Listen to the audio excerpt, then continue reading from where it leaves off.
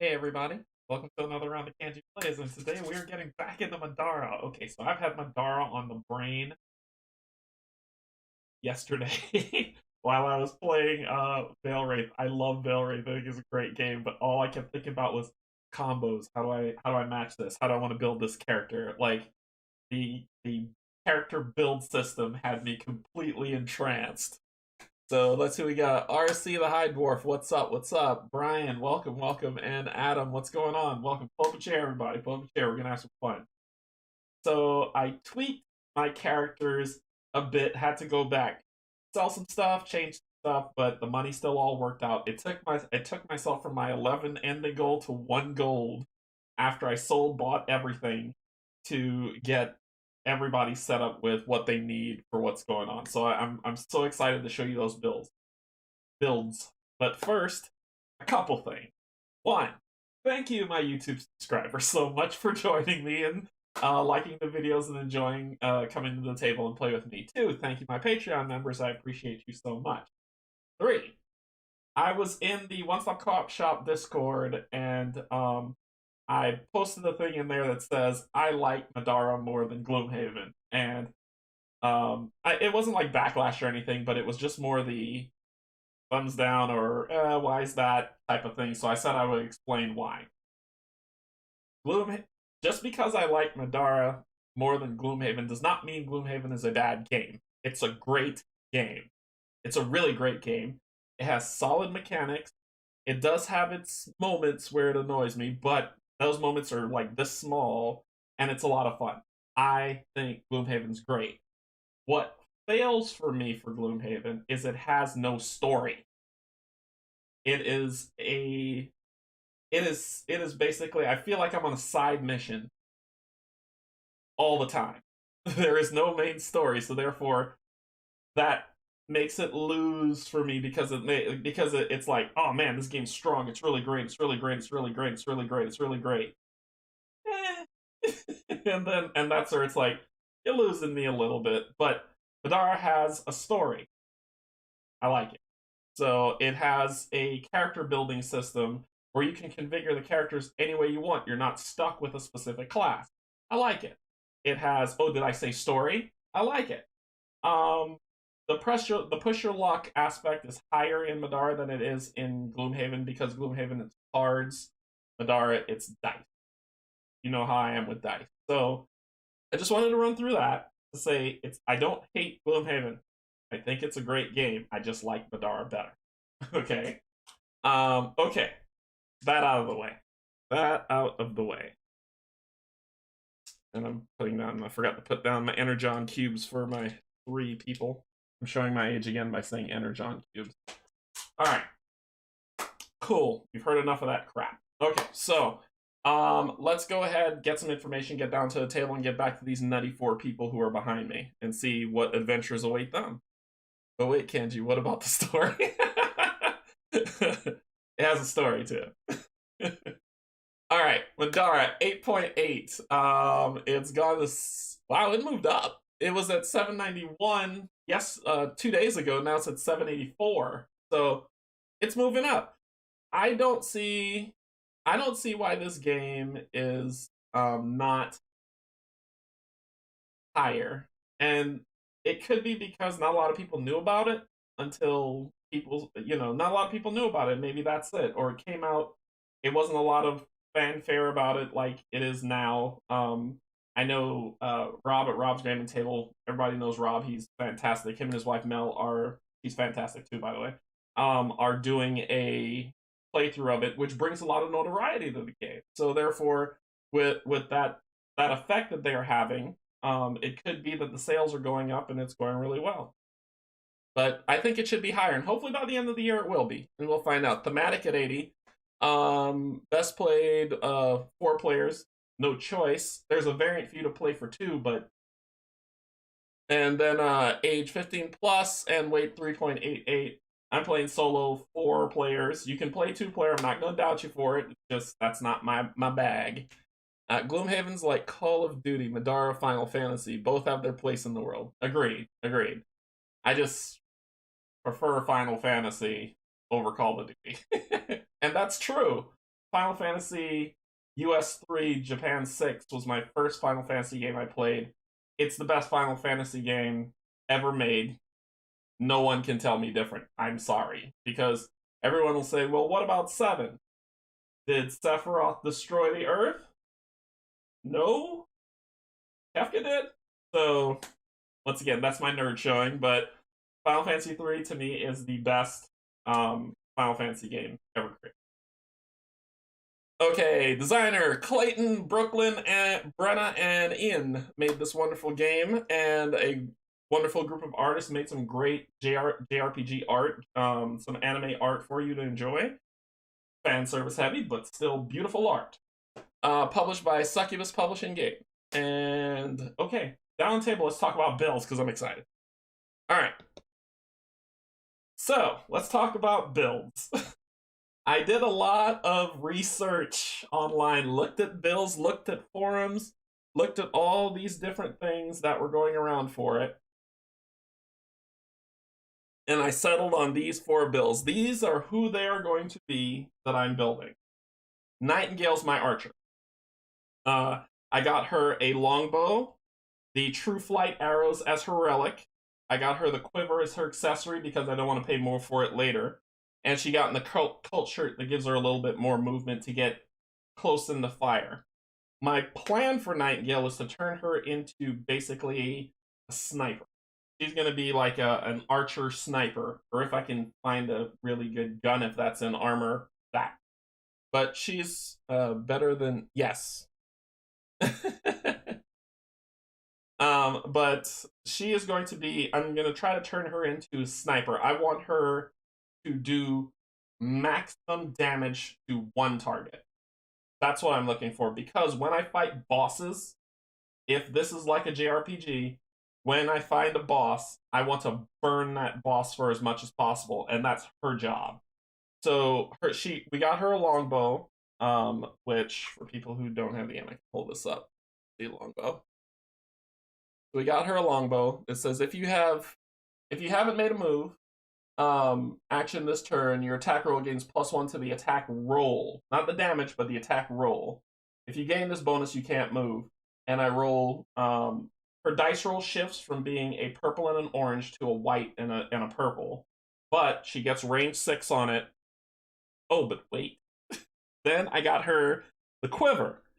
With the quiver, you may equip an arrow item as though it is not taking up a relic slot. So I got True Flight arrows. I can actually add another set of arrows in my quiver now, which is really cool. In addition, this arrow does not count as an arrow item for the purposes of determining your arrow limit. You are limited to having 1 quiver item equipped. And then I increase the cost. But because the longbow has archery on it, I get this combo that says, when you make an attack roll, re-roll any single die except the black die. The only time I have to roll a black die is if I am power, so that's going to be awesome. 8's your favorite? 8 is Squall. That's with Balaam Garden, if I remember properly. 8 was a fun game. I played all 8. That's with Ultimacia, right? I enjoyed that game again a lot. And yes, I was the one few who didn't know how to get Carbuncle. So then we have the True Flight arrows. Check out this combo with archery. When you make an attack, gain +1 range. So now her range, which would be 6, is now 7. So she can just kind of sit back and start sniping people, not move, get that bonus. So she'll have at most 2 shots per turn that she's just. And it says before you make an attack, if the target of this attack cannot dodge, not if the target of the cat cannot dodge. So if a creature has dodge, shut it down. You can't dodge. You're taking an arrow to the face. So she is my burst damage fighter. Are there a finite number of arrows? No. She has unlimited bow arrows. The true, like, once you have the bow, you just have arrows. There is no limit on arrows. You are just loaded to fight, and it's going to be great. So note, there is infinite number of arrows. So she's going to tear stuff up, and my plan is to increase her range and increase her range. and increase her damage so that no matter where on the board you are, she's taking you out. Which also cuts down on the urgency token because if she can defeat them, no urgency token. So that's Nightingale.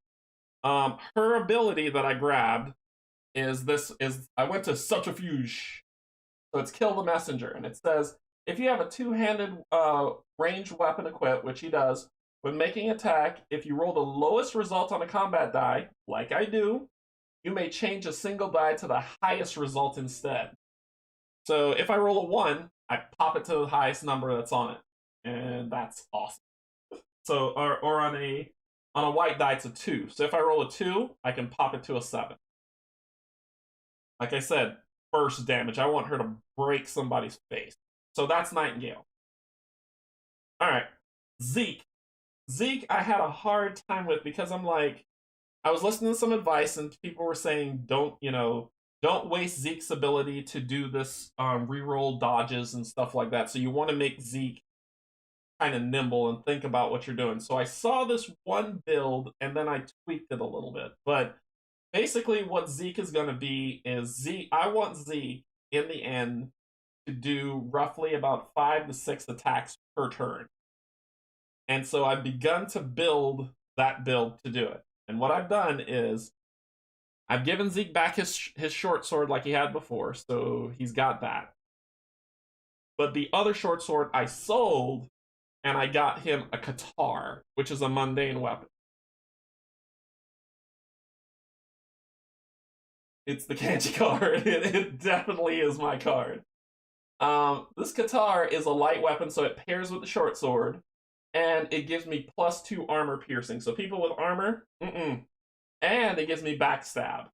So backstab means that if I am flanking with somebody, I get +3 damage and +1 for flanking. So I get +4 damage, +4 on top of what I roll for backstab.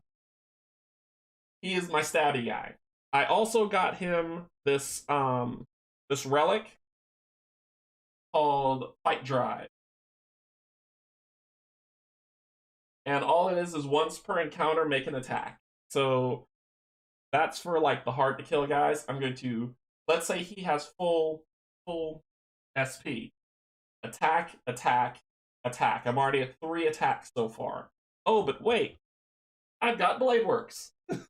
So I've got Blade Works, which is if I exhaust it and I have 2 one-handed weapons with melee weapons, I can make an attack. So I've got attack, attack, attack, fight drive, attack, blade work. 4 attacks so far. I told you I'm building the 6th. I want 6. I gave him his badass leather jacket back so he can dodge when he needs to because he's going to be. He's going to zip in max DPS damage. So he's my rogue. Max DPS damage like a sneak attack, and then back out, or not back out, but dodge the attacks coming at him. So I gave him back his dodge, and it negates some physical damage. I kept the utility core only because I want throwing knives coming back to him after every encounter. So after every encounter, I want to get back a throwing knife. So he's going to be throwing knives, stabbing. So in one turn, he can attack. This is optimal. He can attack 1, 2 times, 3, 4, and throw 2 daggers, 5, 6. I'm getting it. And then he has a vitality juice box. But at most, after the first thing, he can make 5 attacks per encounter in one round.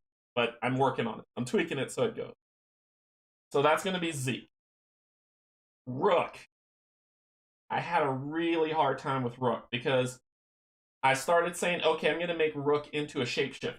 So I gave him a familiar, which then went to conduit summoning, which went to Esper summoning, and which went to him being able to shapeshift. And then I was like, I read up on shapeshifting and conduit summoning. At first I thought it was if you take damage in your shapeshifted form, the overbleed, like let's say your shapeshift has 5 health, you get hit for 10, then you would drop out and the extra 5 would go to you. But no, that's not the case. If your shapeshift is defeated, you're defeated. So I was like, that sucks. The overbleed effect would be nice. That sucks. So scrub that, new build. I started thinking about his mend ability. Like, how does he mend? He had mend, so he was a healer. He wanted to do healing things and help people and do those types of things. So I came up with an interesting build. I'm turning him into the what's that character from Diablo 3? The lady from Salt March, the big huge honkin', she wasn't a paladin. I forgot what she was, but whatever she Crusader. I'm turning him into a crusader. So what he's gonna do to be a crusader, because he's enlightened and he has the power of faith behind him, is I got him a great hammer. Which is a mundane weapon. It's a mundane weapon that can be bought. And I got him a great hammer. And this great hammer, he's gonna roll the empower die plus those 2 dies, two-handed. It's a blunt, heavy weapon, so his heavy ability works. And if I exhaust this card, it gets a follow-up. So if I hit something with this, I could follow up to spend 1 SP to push 1 against an adjacent ally and inflict paralyze, but they have conviction that they can push back against it. Paralyze means I shut them down for the round. So if Rook goes before them, he hits them, he inflicts paralyze, their turn is over. They're not going to do anything. That's the boss stumper. Unless the boss are immune to paralyze, but that's for that. And that's for the animates who like to pop around. I'm gonna push them in the pits, or I'm gonna paralyze them so they can't do anything. So this is gonna be his build out. I kept his harass and I kept his deflection goggles because he needs to build up strength and he needs to build up armor to be tough. These he had with him from last time, the ubiquitous plank, the vitality juice box, and 2 bombs to cure people of ailment. This right here is the reason why he is my holy warrior. Here we go. Courage Stifle. He's going to cast a spell, holy spell, of 6. Deal magic damage equal to 2 times your total armor value. My total armor value is 9. Sorry, it's 2 armor value, not defense. Armor value. So far, it's 2. So I'll be dealing 4 damage every time I cast a spell. And this spell isn't an exhaust spell. But as I build more armor, this gets stronger and stronger and stronger. So right now, he'll deal 4 damage, and he just has to spend 2 SP to cast this spell. It also has a passive.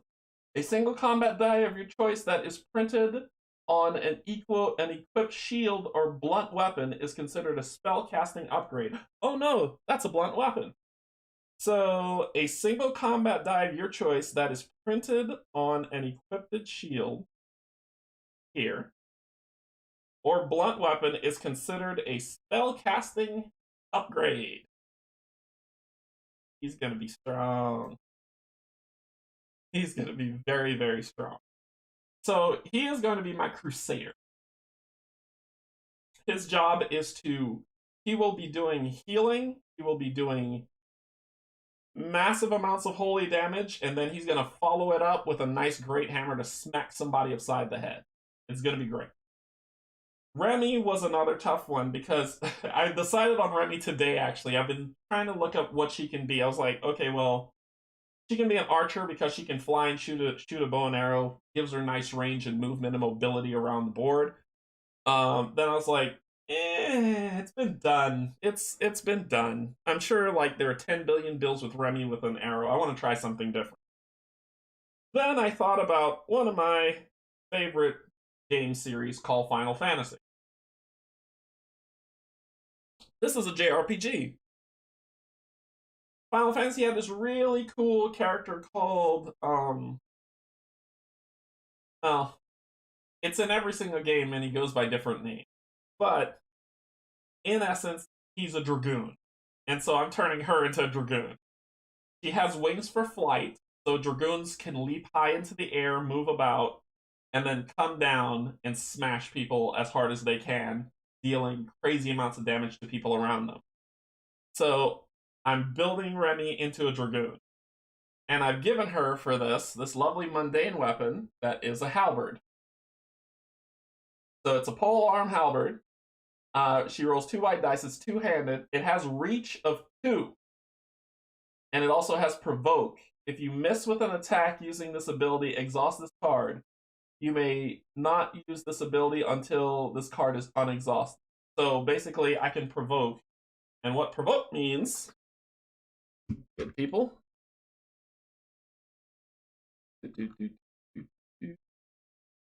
any figure that leaves a space within range X of a figure with provoke will provoke a break attack from that space. And what X is 2. So basically, she can provoke. So if there's someone within range 2 and it moves, like it's backing away from her, gets to hit it. Basically counter with space. It's gonna be great. So she is my Dragoon that I'm building. I got her a caress to give her because there's another discipline that I need to get to really make her a Dragoon. But until I could get it, I need to beef up her strength. So I gave her a Caress this time as well. She's going to have 2 armor and boost 2 health. I gave her the ability core that lets her counter people who hit her that are close up. And she still has her Smoke Bomb and Vitality Juice Box. And I still kept her with Hammer Helm. So your attack gains +1 physical damage, and when making a melee attack, if you have a 2-handed weapon equipped, you may reroll any of your dice in your combat dice.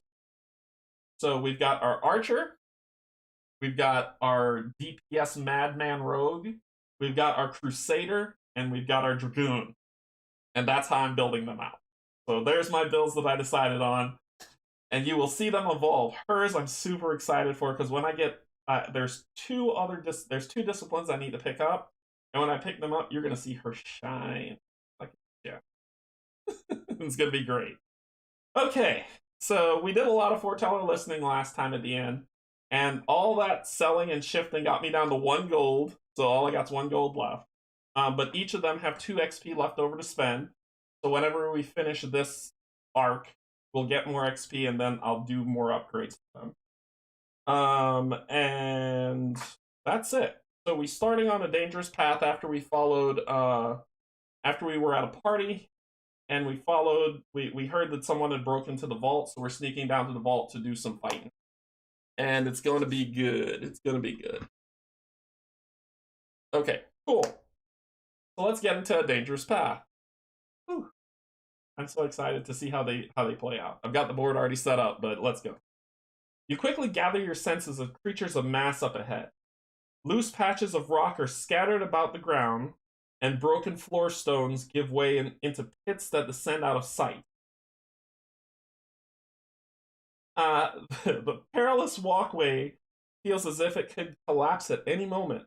Across from you, eerie lights from the stones above cast pale shadows under a hooded figure looming in your path. Probably that guy. So we're dealing with another animate, and we need to deal with that, but here's how we win. We win by getting to the blue exit token.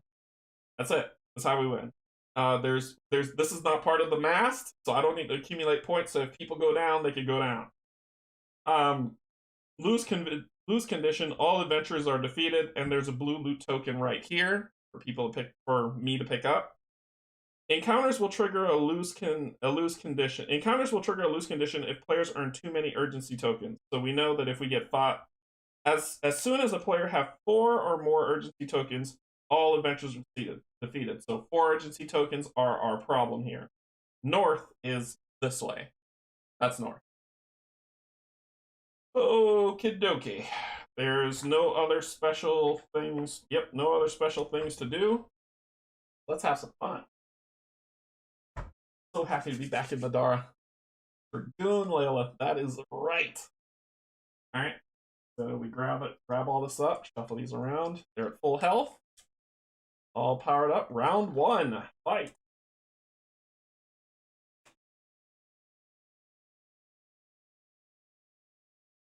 Is up real good.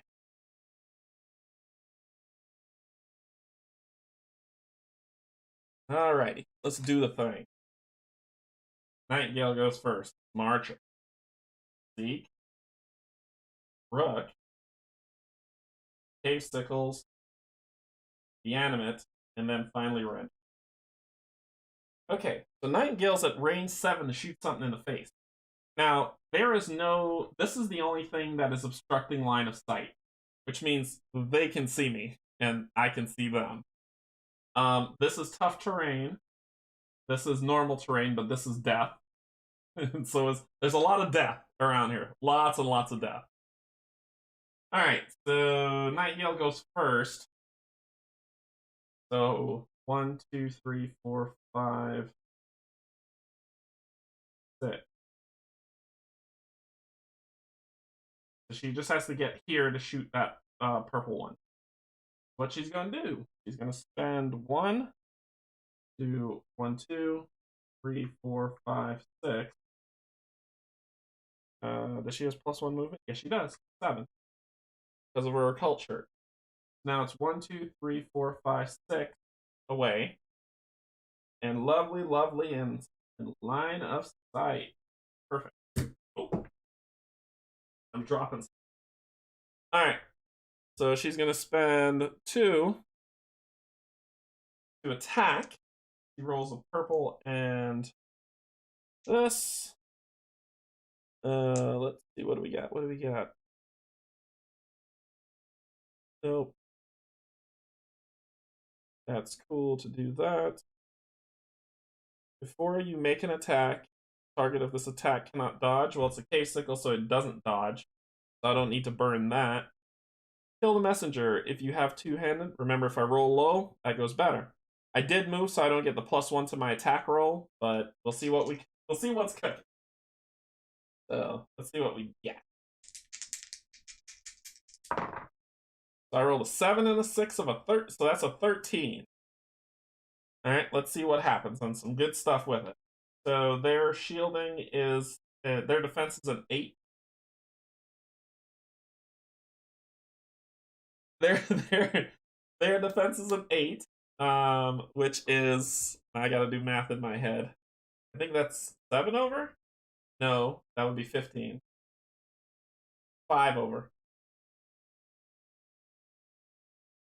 5 over. So it's 5 over, plus 2 shields, 6, 7, plus a star, 8, plus a follow up. I get a follow up with my arrows to move 1 space. 1 space, right? So she kills this one. It's dead. And she's going to move 1 space. Move back 1. Math is hard. And that's her turn. Just that simple. Archer extraordinaire. Okay. So then it is done. Then it is Zeke's turn. Well, 1, 2, 3, 4, 5. Died. Now Zeke needs to get in. I want him to get in the flanking. I want him to get ready so when they come, he could just zip behind them and backstab.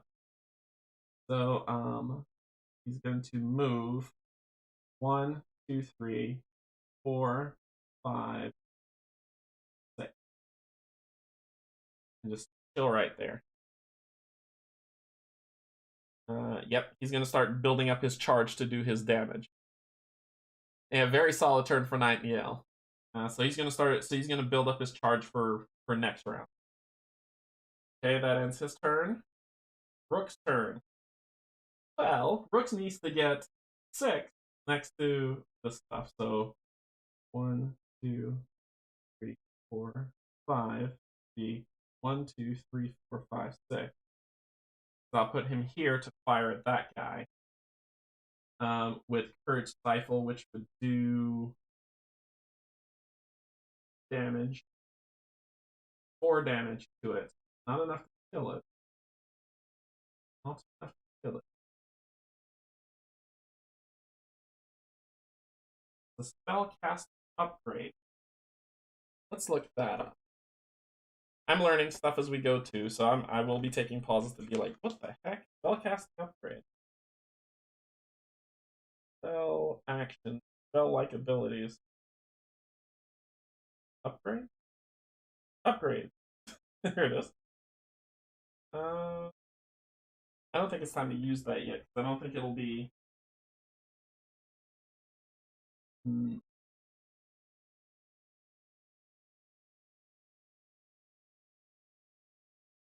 considered a combat die of your choice that is printed on an equipped shield or blunt weapon is considered a spell cast. You get to roll the white die and add it to your casting instead of the purple. Ooh. Okay. It's only 4 damage though. I'm not ready for. I need to move you because you could take it.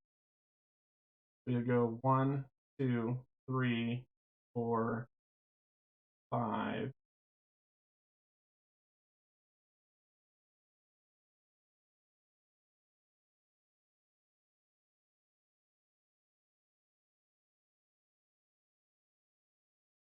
What the heck? 4 is better. Well, yeah, because I can't punch you right now. So I'm gonna do it. I'm gonna do it. Cast spell. Not a killer yet. Need one. Yeah, yeah. Need one more armor to make it a killer. So, but it's 4 that I can hit it for, so I'm not mad about that. So it's a spell casting upgrade. So instead of rolling a purple die for casting, I'm gonna roll this. So it's 6, 7, 8. That was awful. There's something to re-roll.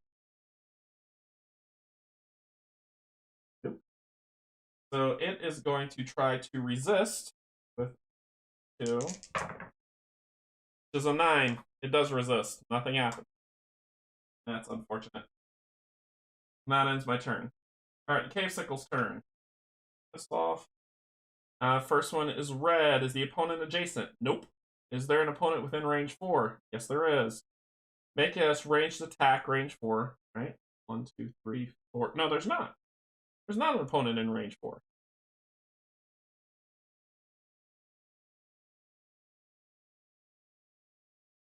4. Can you move to get it within range 4? Sure shooting can. There. And now it's in range 4. So then move and then make an attack range. And your attack 1, 2, 3, 4. Yep, you are next to your buddy. You get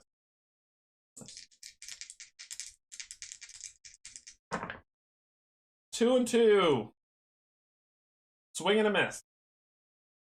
All right, next guy. Number 1, no, not adjacent. No, not in range. Can you move? Yes, you can. So 1, 2, 3, 4. That's your range 4. You need to move here. And then you attack. 5 and a 3. Well, what is my defense? It is 9, 10. And you got a 9 with that shield, so another miss. He was in range 4? Was he? 1, 2, 3. Oh, yeah, he was. You're right. Yeah, he was. Alright, so there we go. So he missed. He missed anyway, but you're right, RC. Alright, so that ends their turn. Animate.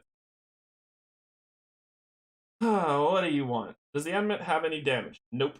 Is there an opponent adjacent? Nope. Is there an opponent within its sphere of influence? 1, 2, 3, 4. Nope.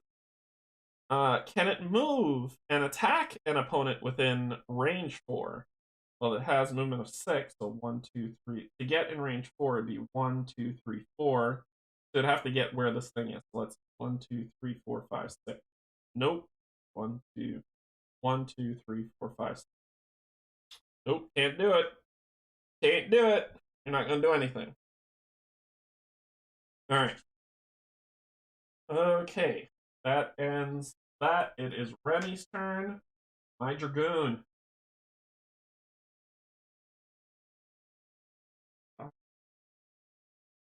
She doesn't have her 7 anymore, so she's just at 6. Then I can move her 1, 2.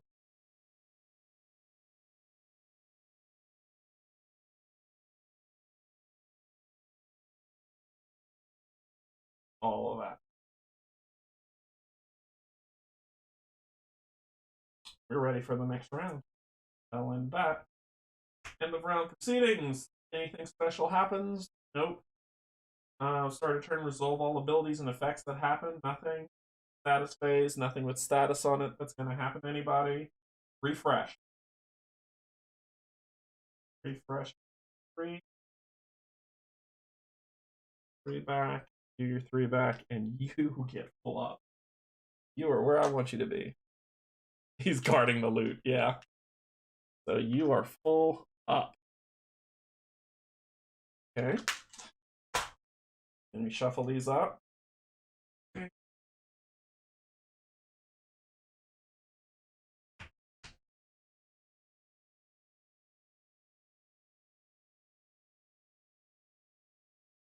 Round 2.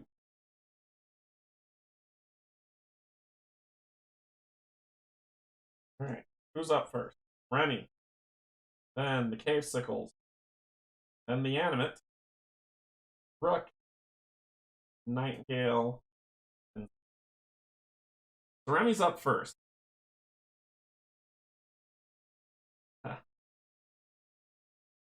Wow. She has reach 2. So she's almost there. I almost had her there. The pit's in the way. If the pit wasn't there, I could reach it. But I can move right here and hit for reach 2. 1, 2. No, I'd have to stand right here. I have to stand the J. Well,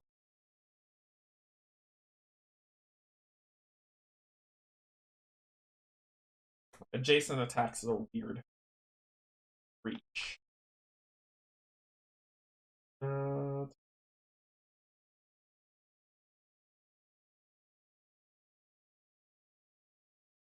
Like, how does reach work with diagonals? More what I'm looking for. Because it would be, this would be 2, this would have to be 1. This is adjacent. This would be 1, 2. So I could reach with that. So I could move once to reach, which I'm gonna. 1, 2, and then she's gonna reach attack that dude. 2 white.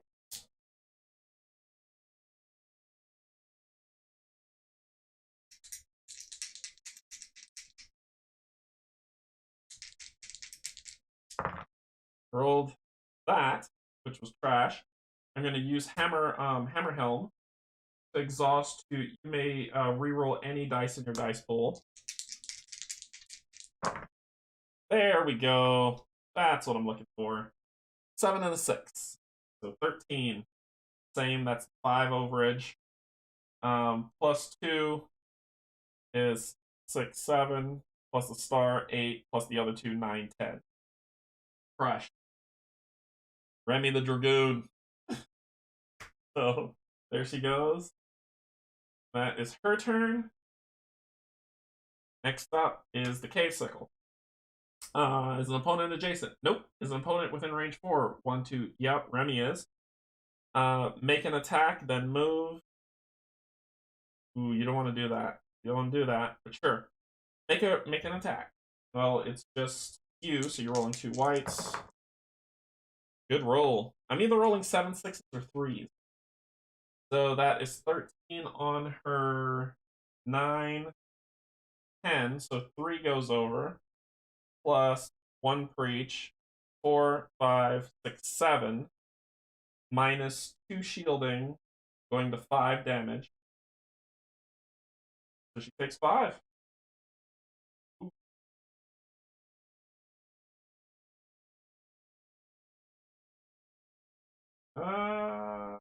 Yeah, that's okay, because I see what's coming next. She can take it. Then move to be adjacent to the opponent with the most damage within move range. And make an attack. Wow, I'm rolling really well for these. Well, I'm going to, per encounter, when you're dealt damage from an attack, ignore all physical damage dealt to you. So that is 12 on 10, which is 2, plus 4, which would be 6. But I reduced that to nothing. I reduced the damage to nothing, and it says follow up. So you did hit me. You met my AC. Inflict poison, force 9. So I need to stop poison from coming with my conviction. Wow, I got a 7. So I'm poisoned. I get to see what that does. So poison says it's a status. You're dealt a purple die of irreducible damage.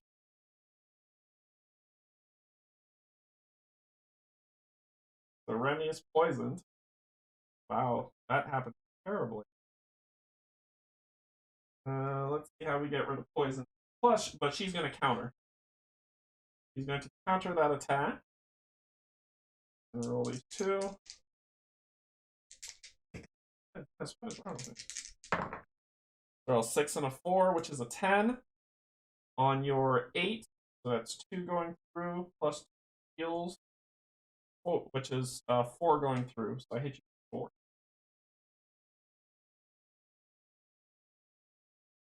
And she is going to.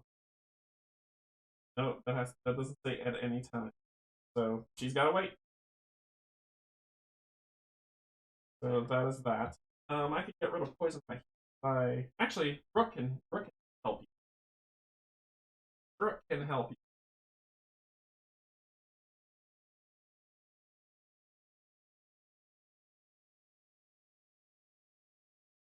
Yeah, Brooke can help.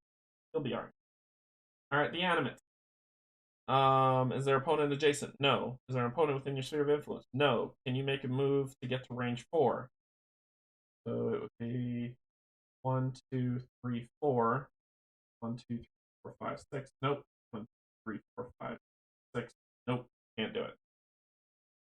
Going nowhere. So that ends your turn.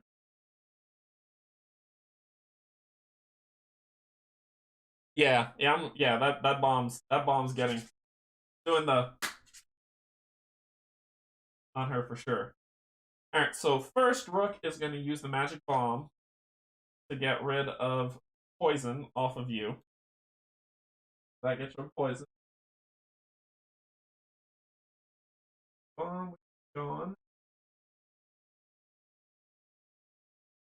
Okay. Oh. Then he is going to spend 1 step up. Gonna spend 2. Slam your face. So 2 whites.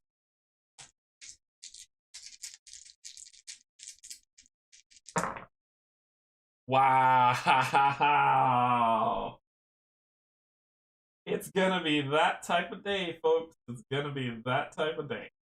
Okay. Cool, that's a miss. That ends Rick's turn. Well, he'll use the Vitality Juice box on Remy to give her 3 health. And that'll end his turn. Nightingale. 1, 2, 3, 4, 5, 6. That's Zeke's spot. She's just gonna shoot it. I know I get the -1 because of people are in the way, but she's just gonna shoot it where she is. Shoot it where it is.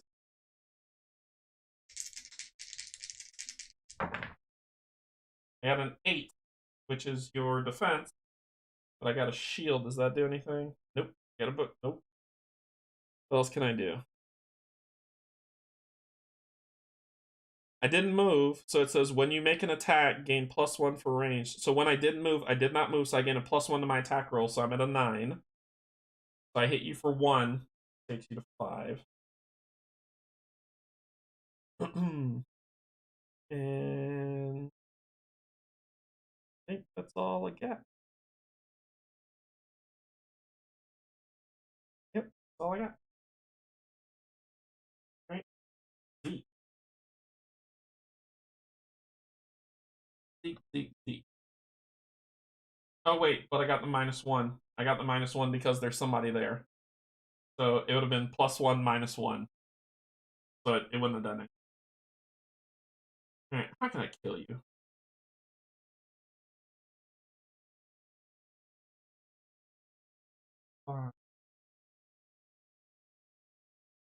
I take a break attack.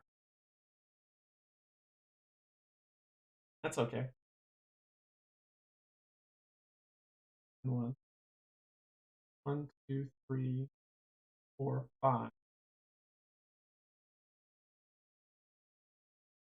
six, seven, eight. Get an attack on me. I'm gonna dodge it.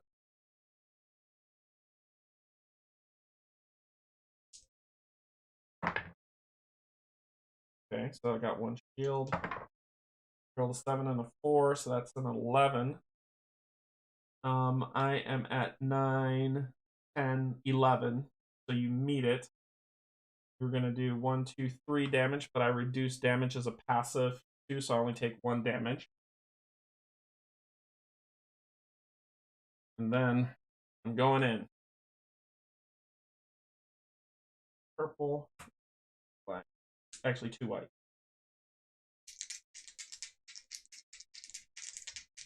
Unload. That's a 10. That is enough. That is more than enough. So that's a 10 with its 8's 2, plus 2, 4, plus a star 5. You're dead. Ugh. That was a little bit too close on Remy for a second. That.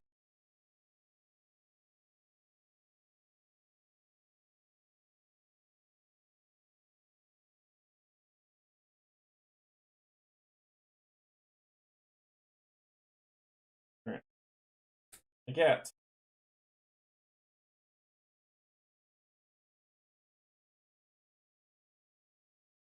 On what you focused. 7 loot. 7 gold. Ugh. Okay. This thing is dead. That would have been awful. Leaves the animate. So flip over. Let's see. End of turn, resolve any abilities and effects that occur at the end of the round. Start of turn, resolve any that start at the start. So she's no longer poisoned. She got bombed. Status problem. Refresh phase. Refresh.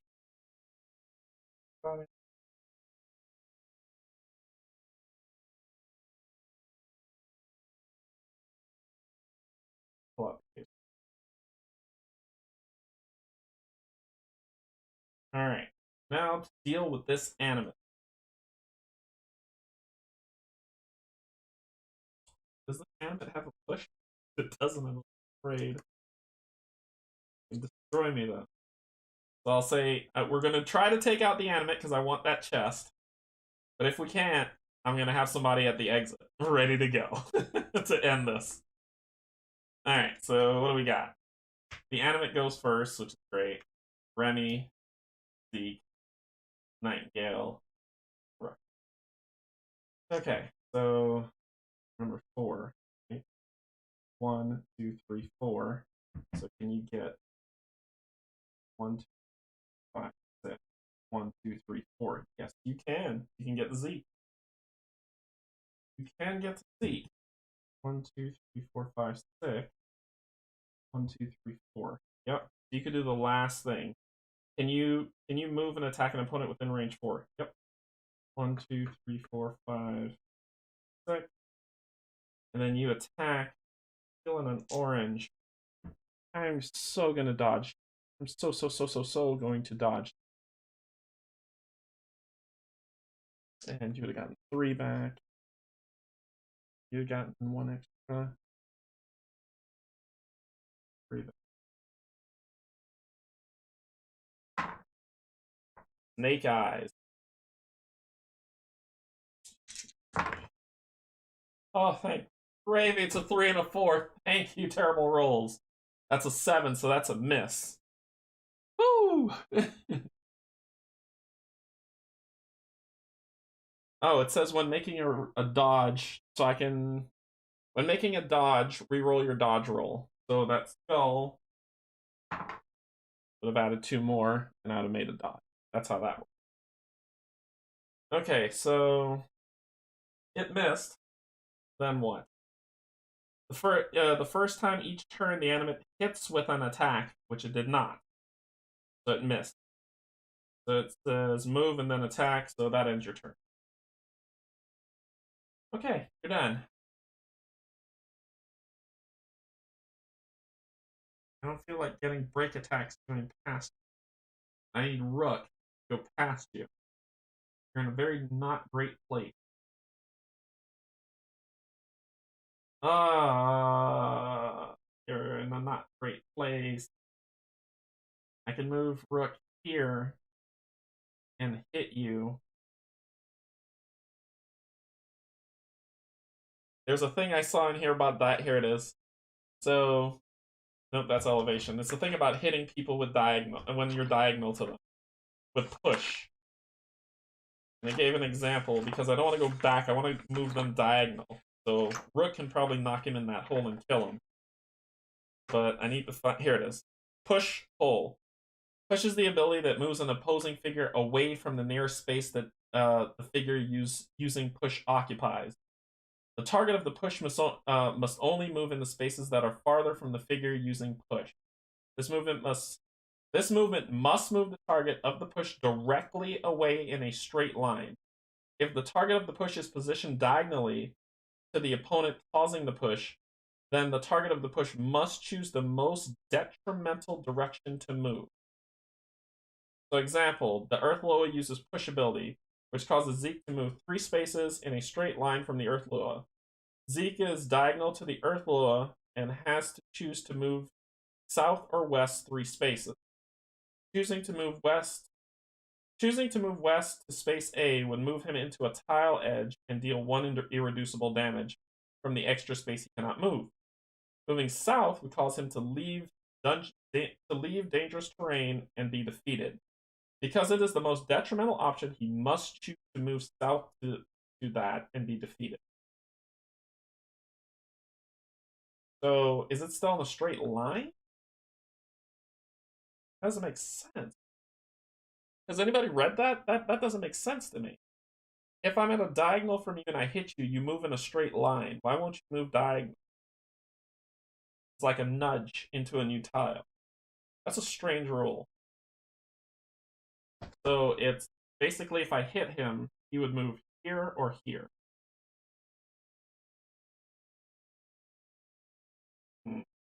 Hmm.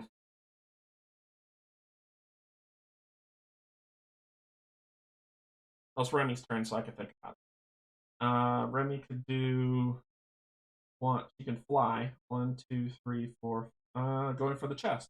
1, 2, 3, 4, 5, 6, 7, 8, 9, 10.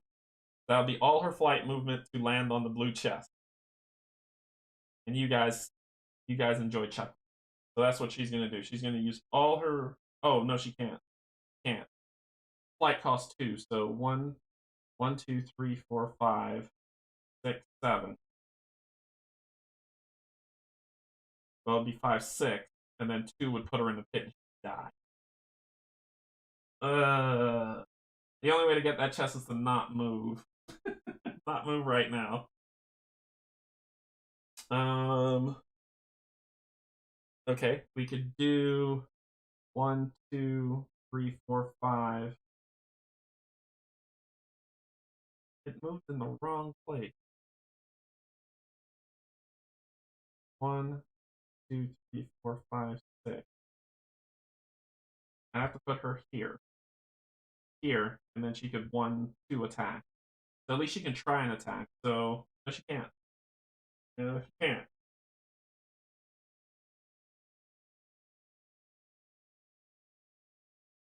And move. 1, 2, 3, 4, 5. Or she could just move and then attack and then fly later. She'll do that. So 1, 2, 3, 4, 5. And she has her halberd, so then she's going to spend her other 2. So then next move she can fly 1, 2, 3, 4, 5, 6. And get it. So she's going to do her halberd. I can re-roll my dice if this is trash. His defense is 9. Defense is 9. Let's see what happens. Rolled a 4 and a 2. Well, no, I didn't. I'm going to re-roll that. There we go. I rolled an 11 plus 1 physical damage, so that's 12. So I rolled an 11 on a 9, which is 2. Plus, that's 2, plus these 2, 3, 4, plus the 1, 5. You reduce 3 because of your armor, so I'm down to 2. So I hit you of 18.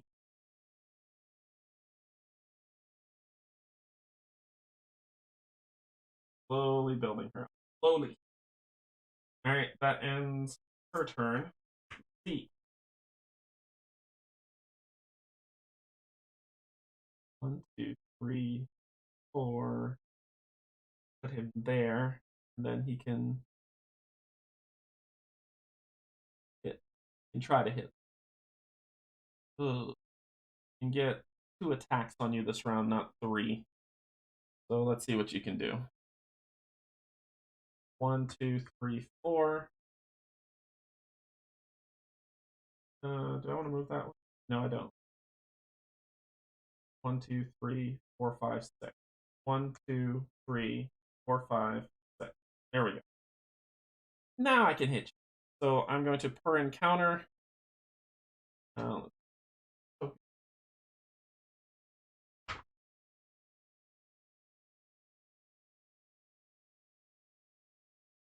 attack. Attacking with 2 whites. I'm going to empower it. That's my first attack. I rolled a 6, 6, 12, plus some shields, so let's see what we do. So we do 12 on his 9. So that is 9, 3, plus 2 shields for 5.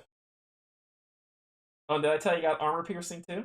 Plus, so that's 4, 5, 2 more shields, 6, 7, 2 more shields, 8, 9. So I do 9 damage to you, and I get 2 armor piercing, so you only block 1, so you take 8 damage. Yeah, plus 2 to armor piercing. You only block 1, so you take 8 damage. So 8, 9, 10, so you take 10 damage total. 4. You've only got 8 health left. He's not done. He is going to attack again. This time it's not empowered. He ain't done with you.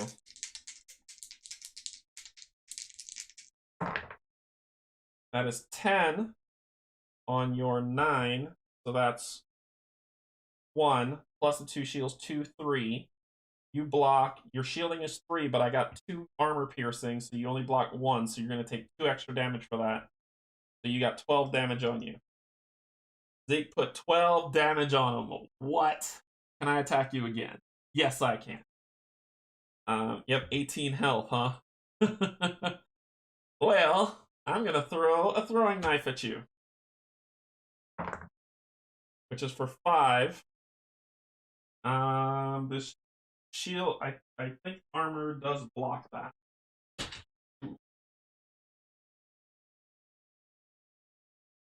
Armor does block throwing knives. Bunch of Middara junkies. Yes, we are, and I'm not ashamed about it. Armor. Let me see if armor blocks thrown. 30. I need my rule lawyers with me. The throw ability allows a venture to deal physical damage to an opponent equal to the listed die within range 4 and line of sight.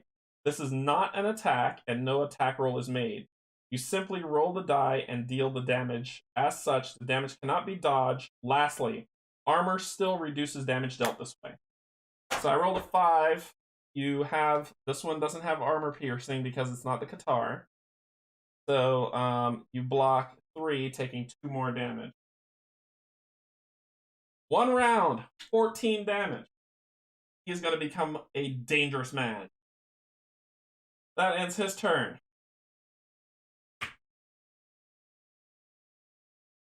Yeah, I'll just sort of listening while we sorta. Don't sorta listen. Listen, enjoy. Gonna be good. Alright, so he is, I'm telling you, he's gonna be amazing. Alright, so what do we got? So now it's Nightingale's turn. 1, 2, 3, 4, 5, 6, 7. So she just needs to move here. Which is what she's gonna do. She's gonna spend 1, 1, 2, 3, 1, 5, 6. She just needs to move there. And she is going to shoot with these two. When you make an attack roll, reroll any dice. So I could do that if I need to this round to see if I can hit. Before you make an attack, the target of this attack cannot dodge. You do not dodge at all. That's not what you do.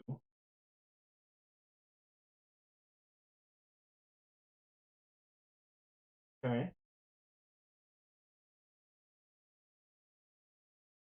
I'm going to. So that's 2 to do that attack. And I'm going to empower it. And then let's see if Kill the Messenger is going to do anything for me. You're not the boss of me. Oh, oh, no, it doesn't. 1 is the lowest, and it's a miss. Oh, it's a miss. 7, 8, 9, 10, 11, 12. I want to. Oh, okay. Can I do anything? When you make an attack roll, reroll any single die except the black die. I should not have empowered it. When making a dodge, if you. Nope.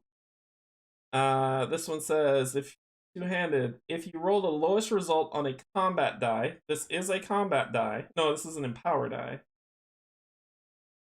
Right? Or is it a combat die? Does Kill the Messenger work on empower dice? Oh my gosh.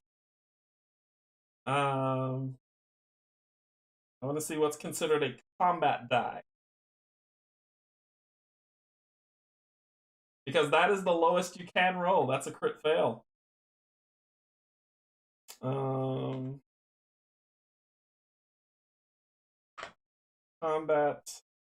Combat dice, 26 and 40.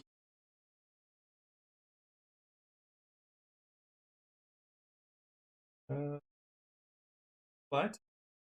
Okay, 40. 14. Build a combat dice pool. That's 195 die. Nope, it's not a combat. After build, wait, empower. Choose to empower the dice pool. After building their combat dice pool, the attacker may choose to empower. Some weapons have the black picture as part of the combat dice. Attacks made with these weapons are also empowered. Likewise, some combatants have black pictures as part of their pictures. Yep, it's not a combat die. It's an empower die.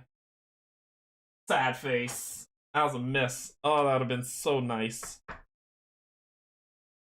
Ooh. Okay. I should have empowered it. Alright. Rook.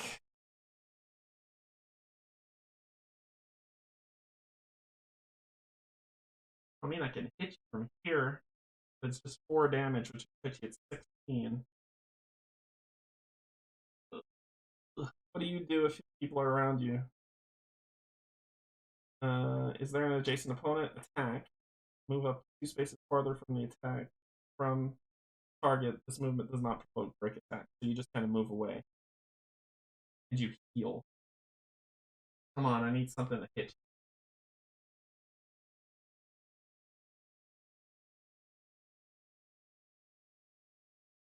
I can smack you in the face with a piece of wood with the plank.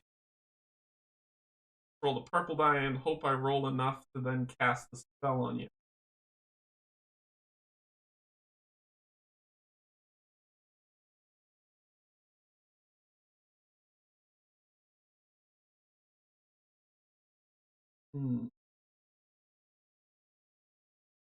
Hit you. Let's do it. 1, 2, 3, 4. Do it.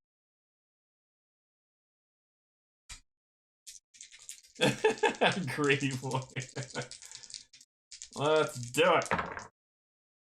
Wow, that is trash. Okay. Thought I could kill it this round, but I couldn't. Alright. That ends the round. We do cleanup, build this up, give back 3. Please don't let him go first. Please don't let him go first. This is exhausting. That will come back. That's used.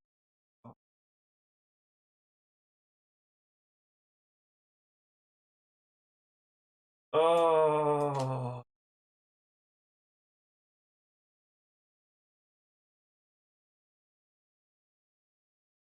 Round 3. Please don't let him go first. Please don't let him go first. Please. Dice gods, have I been good to you? No, I have not. It's the exact same order I had last time. Awesome. So he's going to heal 2. Then, is there an adjacent opponent? Yes, there is. Then make an attack against him, then move 2 away. And that's it. Okay. So you're attacking Rook. You're going to make an attack against him. Maybe 2. Maybe 2. 12. I'm going to do that. Oh, she did that. It's per encounter. Did hers, it was per encounter.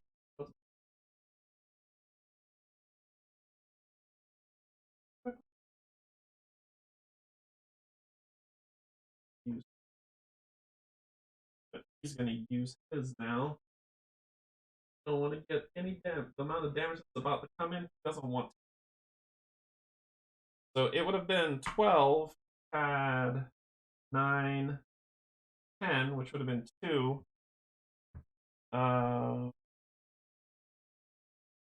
3, 4, 5 damage. You'd have blocked 2. You'd reduce 2, reducing it to 3. I'll take that. I can do that whenever it's coming in. I'll take the 3. And I'll save it for the follow.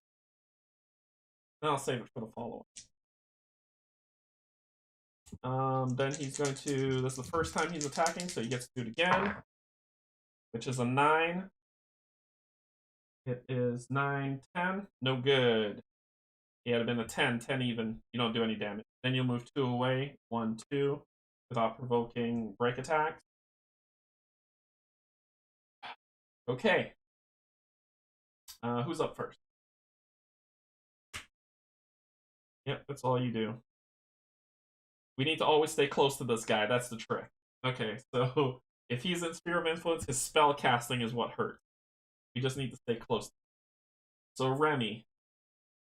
1, 2, 3, 4, 5, 6. And then the last one to pick up the blue loot. So Remy's going to spend that to fly.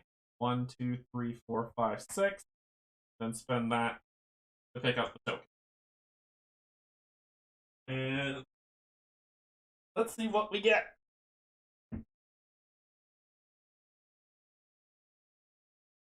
Get Mel to shuffle the initiative deck. I didn't see the second one yesterday because when they started building, I had to run. But the blue loot says you find a pile of treasure, gain 10 gold and 2 random consumables. Luckily, these go back into the pool. 10 gold and 2 random consumables. And a gold. 10 gold. Remy. 2 random.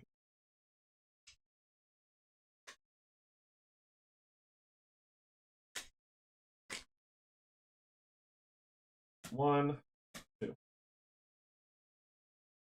Okay, so I got some energy juice to heal and some other good stuff. So put that, and this will go in the back. So 10 gold and 2 consumables. Okay. But you're standing in a good place for really great place for Rook. But it's not Rook's turn. Zeke's, and as Zeke's turn, Zeke is going to spend one, move 1, 2, 3. Then he's going to spend these 2 to attack, rolling 2 white. Roll a 3 and a 4, which is trash. So then he is going to attack again. 6, 7, 8. Sure. 9. What can I do?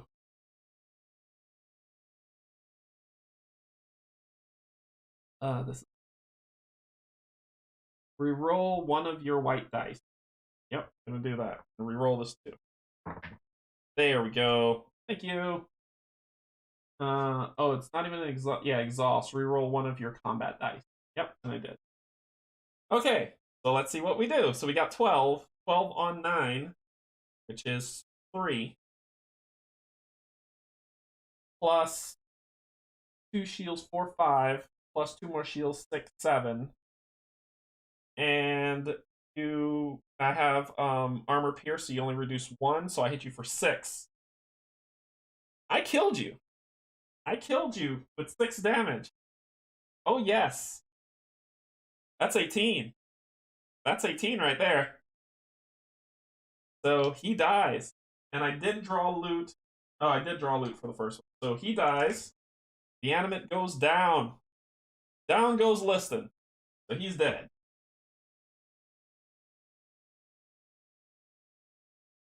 So the animate dies. I get to draw combat.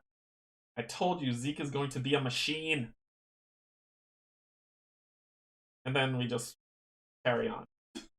So I get 7 loot, 7 gold. Zeke's going to be getting a lot of money. Okay, that ends his turn. He's done his job. Nightingale. 1, 2, 3, 4, 5, 6, 7, 8, 9, 10, 11. And Rook. 1, 2, 3, 4, 5, 6, 7, 8.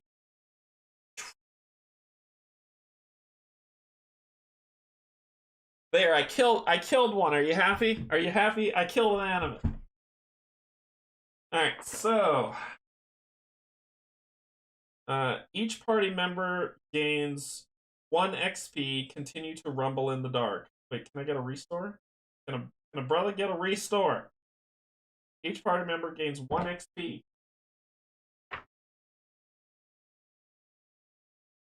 I thought there would be a restore. I'm afraid for my life now. So 3, 3, 3, 3. Which is good. I can upgrade if I wanted to right now, but I'm gonna wait. Oh, I didn't. So continue to rumble in the dark, 34. There's more! Yay! Okay, so let's set this up.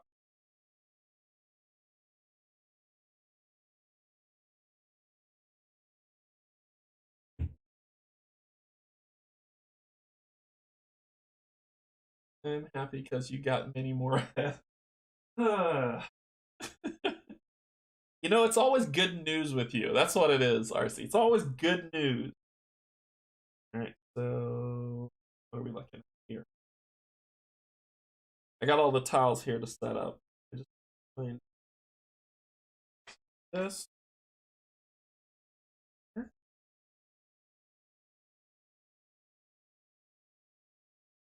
Uh, this.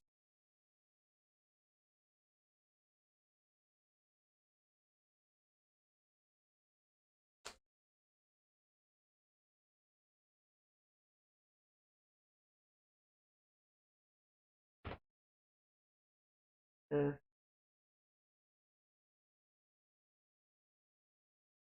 And the fate.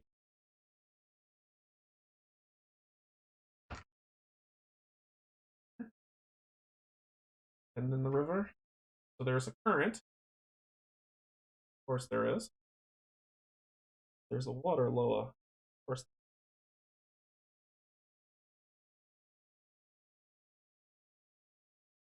Exit here.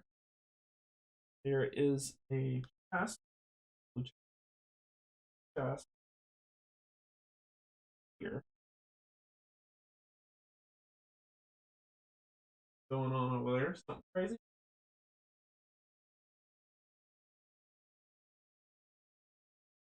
Or cave stick. No, no, no. Don't want to do that. Alright, so we take this black, this blue one.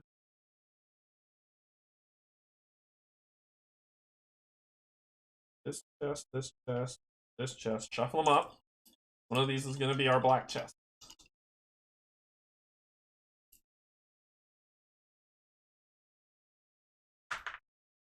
Going to be a yellow one, whatever that means. Not looking at it. So that's there.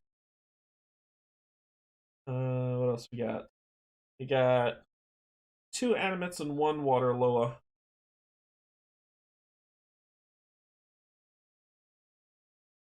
Animates back out. One is here.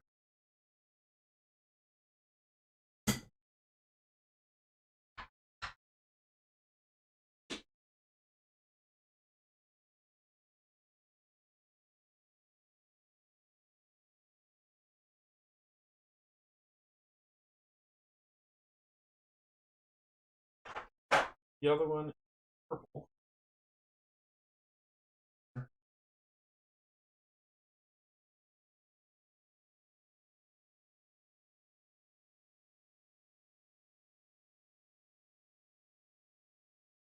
We have a water loa.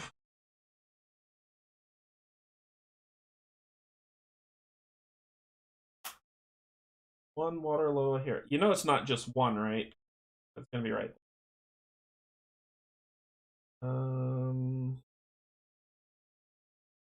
Yeah, that's the board. The water loa card. Can't be easy. Little tip, if not familiar, quickly look over the water current rules. Yeah, I'm gonna check it out. I'm gonna check it out. I'm gonna check. Okay. Can't just say restore. They can't take a quick breather. All right. So you come upon another animate staring at you from beyond the chasm. It looks like it might try to jump across to reach you. To your left, you hear a raging current of water rushing through an aqueduct of sorts. As you peer through the stone sculptures lining the way, you catch glimpses of a water loa playfully splashing. Unaware of your presence, you see a path that leads deep into the vaults, but the direct path to your destination is cut off by pits. Well, that's the pits. So one adventurer just needs to get there, and if all adventurers are defeated, we're kind of done. Special encounters. So perilous walkway. When a figure ends their movement or leaves a special terrain space printed on tile 66, they must make an agility check. If they fail, the space becomes dangerous terrain. Place a oh. Okay. Slow currents. These currents move figures and tokens 1 space. See rulebook page 22. And hey Heather, what's going on?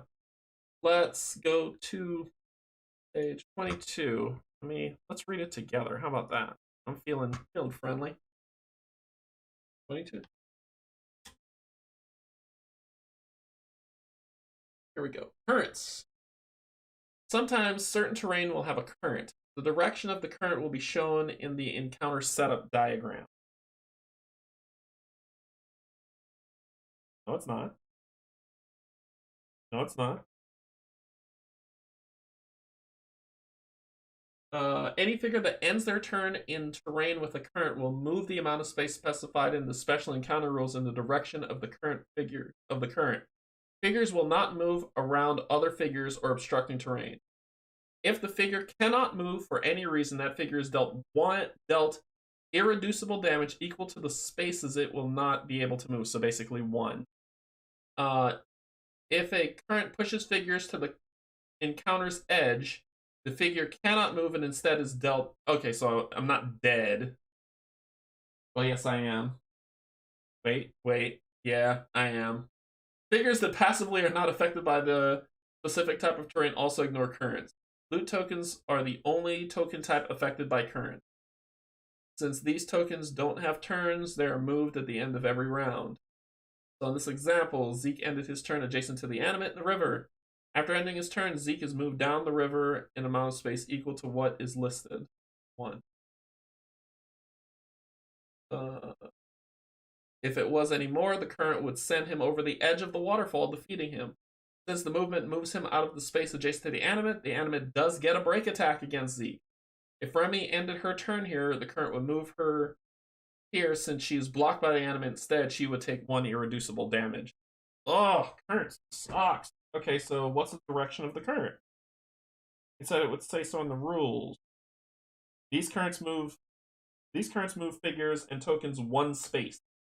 What direction? It doesn't say. Combatants will jump over dangerous terrains when their AI would require them to do so to remain true. For example, if the animate can only move and attack an adventurer by jumping a gap, the animate would try and jump the gap. Combatants roll the black die when performing any skill check, such as jumping. If the black is rolled, the combatant fails to jump. Combatants interact with special terrain in the same way. An example of this would be the perilous walkway.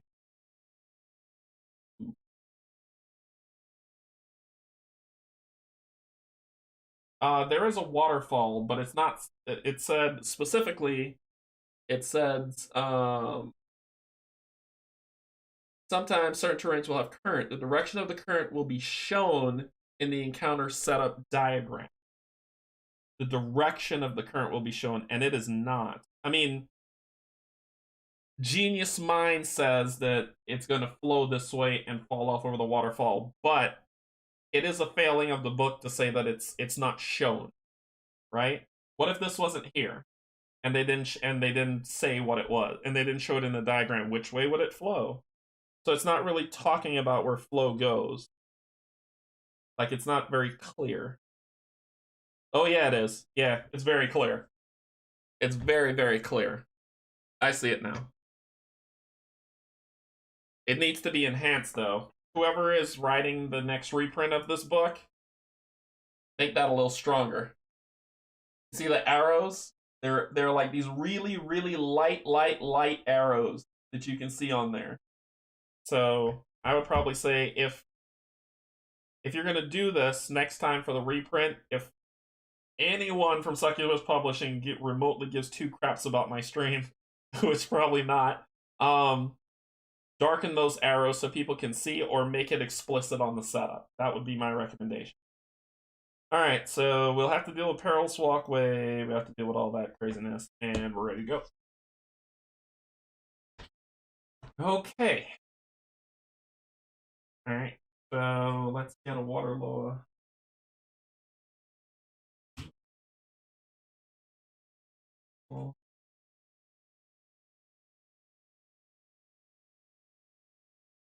Quad.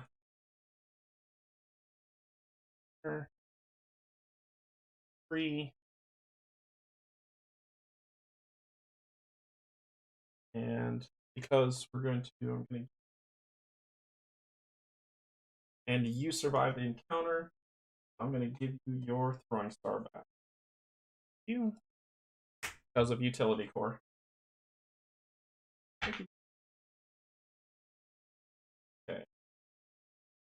This is per encounter, so this is in new encounter. That's everything. Yeah, that's okay. So I got a ubiquitous plank for a reason. Yeah, it's the. I mean, logic does say, Heather, that the water would flow towards the waterfall, but just to make sure people don't nickel and dime it, like if you want to be as you want to be in setup as explicit as possible. This is just kind of like the nitpick. They do have an arrow that shows in the book that it goes this way. It's just the arrow's very translucent, like you can barely see it. So I was like, if they're updating the book, either put it in the setup instructions to say that it flows this particular direction, or put a huge arrow of water flow that says that's the way it flows, or make that arrow darker if you want to cover every space, just so there's no I don't see where type of deal, type of stuff that comes up. And that being explicit as possible is probably the best bet. Oh, I didn't record gold for that last one. Shuffle that stuff back in. So gold is here. So 24 gold. Okay. 25 gold.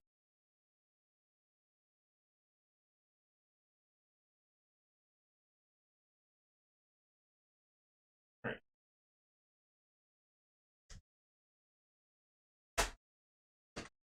Alrighty. Put that back on here. Well, Rook's gonna stand up front. Starting space here. So Rook's there.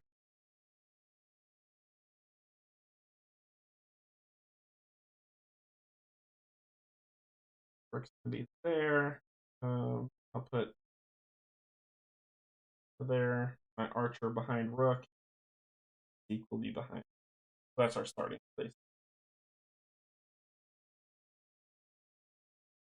Yeah, I mean, I think that they would show up in streams like Rob's because he's got like 12.1 thousand subs. I'm kind of, still a newbie. So they may not know who I am. I don't know. I don't know these. I don't know. It'd be nice, but okay. Let's see who's gonna go first. Remy, Zeke, Rook, the Water Loa, Nightingale, and the Animate's last. Okay. 1, 2, 3, 4, 5. Stand right here and hit you across. You can't jump over. You'd have to move up and jump over. But she is in your sphere of influence for you to cast those silly spells that she hates so much. But at least you'll be able to take a swing at your dome.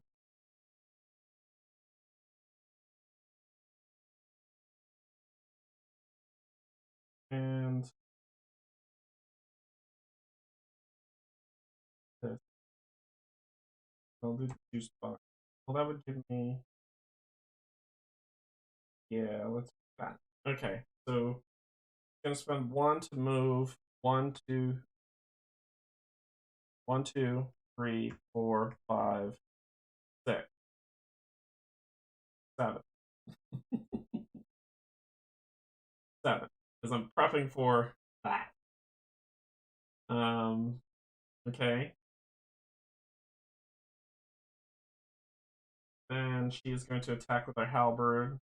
1, 2. Hit. 3.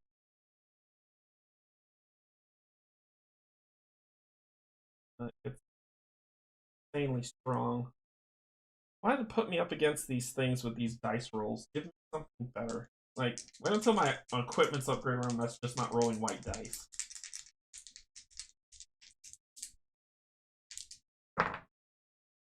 I'm going to re-roll that. Okay, so that's better.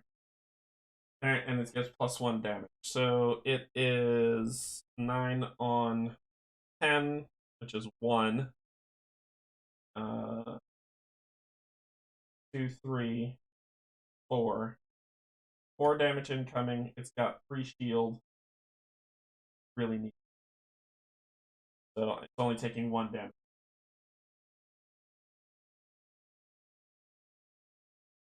I'm going to use the Vitality Juice Box to heal up full. The next hit's use that.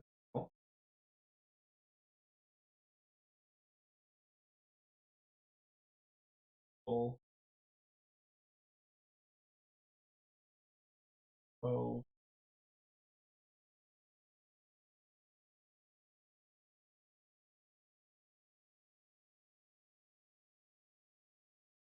I'm not going to use that. It's only 2 health. I thought she had 3. 2. So she's just 2 health down. She's okay. That ends her turn. Zeke's turn. 1, 2. Well, 1, 2, 3, 4, 5, 6. Zeke is going to be right here. Come across, good sir. Come across. Come to us. I want you here. And Zeke is going to wait. Alright.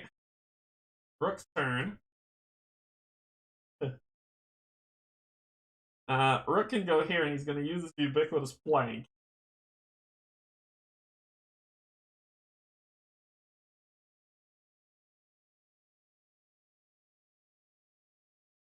Well, he can actually come here and attack it across the room. So he's gonna spend 1, 1, 2, 3, 4, and he can attack it at an angle. We'll make him jump, right? He's gonna attack it at an angle. Actually, no, he wouldn't. He wouldn't move. I want him to move here, but he won't move there because Rook is here. He would attack Rook and move back to, which would upset my plan. So Rook is going to do 5. Oh. Oh. It's just going to fire a spell at him. Got an upgrade.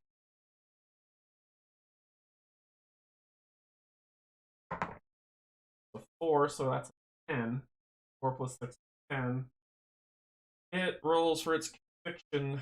Same thing it rolls for damage, which is way more than a 10, so that was wasted. And then he'll move 1, 2, 3, 4.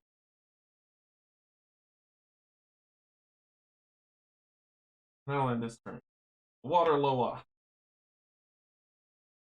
Let's see. Is there a figure within your sphere of influence with an effect? No. Is there more than one opponent adjacent? Nope. Is there an opponent within your sphere of influence? 1, 2, 3, 4. Nope. Oh, that's a wall I can't get through. I was about to say. I can just shortcut that. Wait. What the fuck? Remy could have flown around here. Remy could have flown around here, got that. Flown, got that. And then flown back over there to end it off. I didn't see that little trick, but that's okay. That's okay. Is there more than one opponent adjacent? No. Can it move? Can it move and attack an opponent within range 6? I don't think you can see me through there.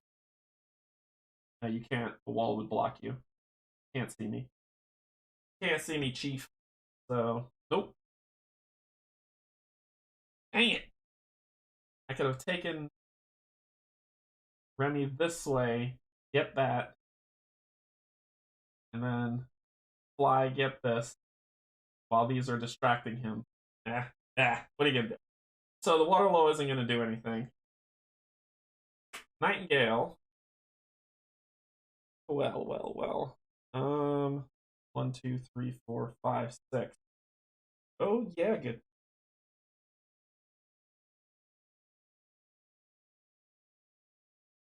Rook is in the way. It'd be a -1 on the shot.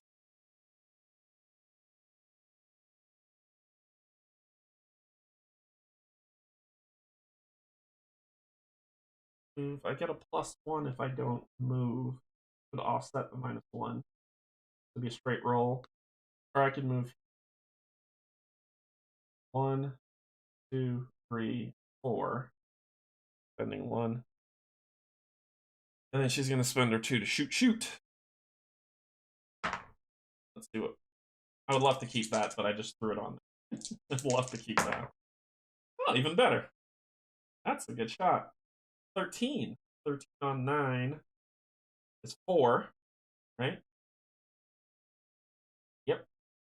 4. That's 4. 5, 6. Star 7. Then I get to move. So that's 7 reduced to 3.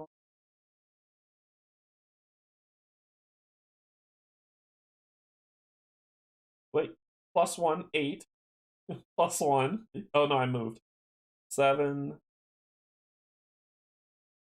minus 3. 4. So you've got 5 damage on you. And I get to move 1 space. Move back 1.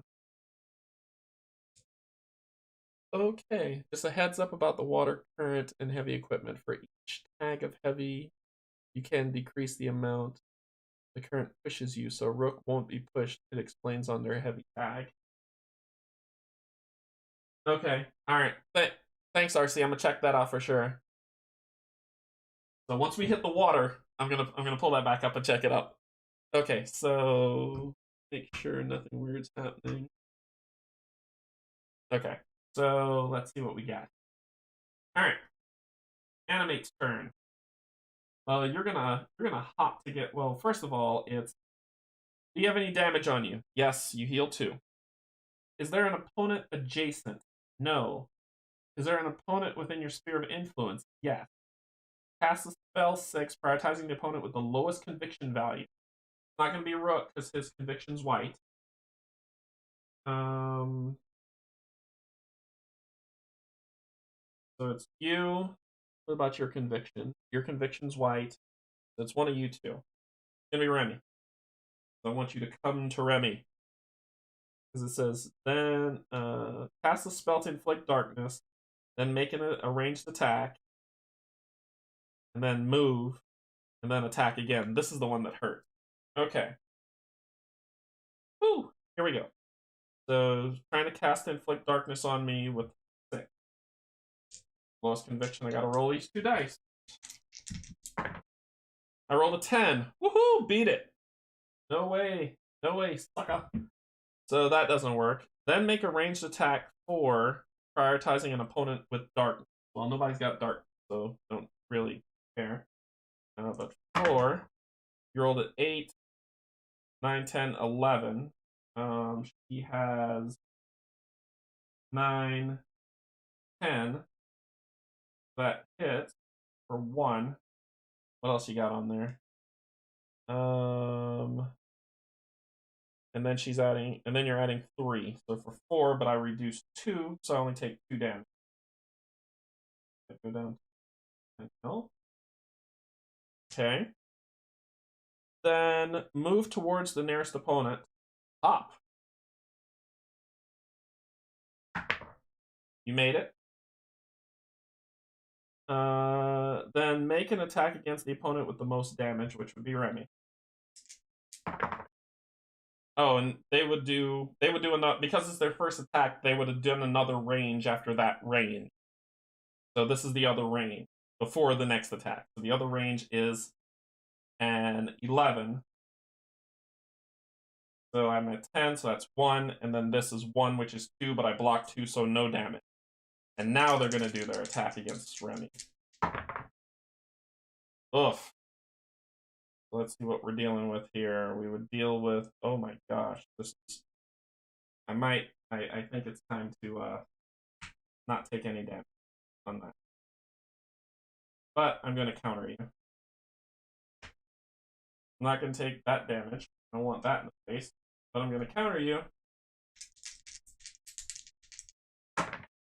No, I'm not. That's trash. Okay. So that ends your turn. You suck. Are you hurt? No. Is there an opponent adjacent? No. Is there an opponent in sphere of influence? No. Can you move and get an opponent in your sphere of influence? Well, that would be you. 4, 4. 1, 2, 3, 4. So you would have to be here, and you can't get.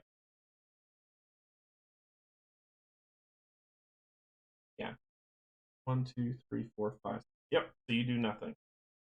And it's your turn. Okay. Go through the motion on exhaust stuff. Hoo-ha. Hoo-ha-ha-ha. Hoo-ha-ha-ha. Oh, don't let Zeke go first, dude. Do not let Zeke go first.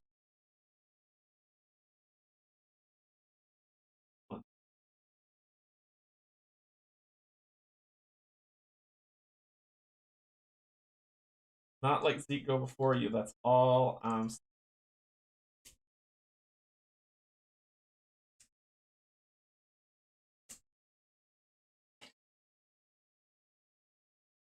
Who's first? Nightingale. And the animate. And Remy. Zeke. The Water Loa. Alright.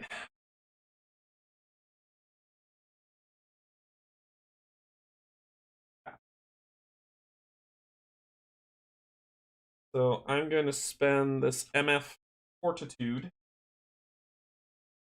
Gain 1 XP.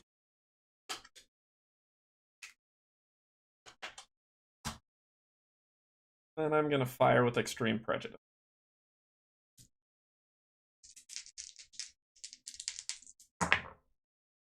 9, which hits. I got 2 shields, so I'm going to be inflicting something. So 9 matches you. That's a match. I didn't move, so I get a +1 on the attack roll, which is 10. So I got a +1 on the attack roll, which is 10. So it's 1. When you make an attack, gain +1 to the range. Creature can't dodge. It doesn't matter. It's not going to hit. Hang it. If you have a two-handed weapon equipped when making an attack roll, if you roll the lowest result on a combat die, you may change it to the highest result. So I didn't. The lowest result on you is a 2, I think. Yep, so I gotta roll a 2. Okay, so that's 1, and then 2 shields is 2. That's 3, and your shielding is 3, so you block it all.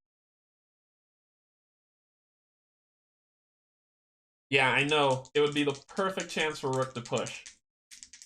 But next attack. 11. A little better. So it's an 11 plus 1, 12, which is 3. And then the shields is 2, so that's 5. Reduced from 3 is 2 damage. So I basically just hit you back for what you had. But guess what? That doesn't matter.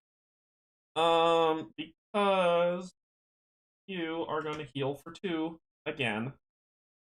Are you adjacent to an opponent? Yes, you are. Then attack that opponent and move 2 spaces away. Sons of John. Remy will try to set it up for flank. Where are you gonna? You're gonna move, attack the opponent, and move up to 2 spaces farther from the target. Go this way. Okay, so you're gonna attack him. He is going to dodge, and making a dodge roll, reroll your dodge die. So he's gonna dodge. He's gonna add 3 to that. Okay, so it's 9, 10, 13. 13 on 9. Miss. Okay, then you're going to move 2 away because 1, 2.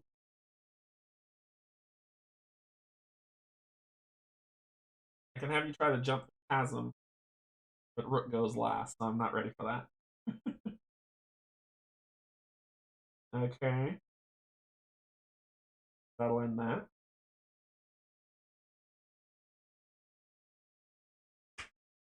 Remy's turn.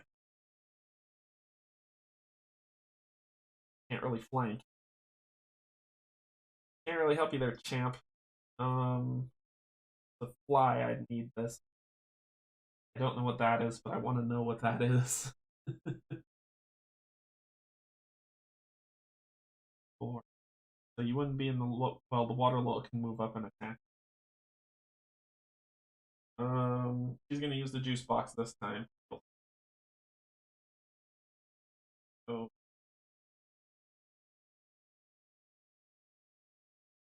actually, instead of the juice box, she's gonna use the high energy potion. All right. She's gonna use the high energy. So she'll heal 3 and gain an SP. Nah, I can do whatever. 2 to attack.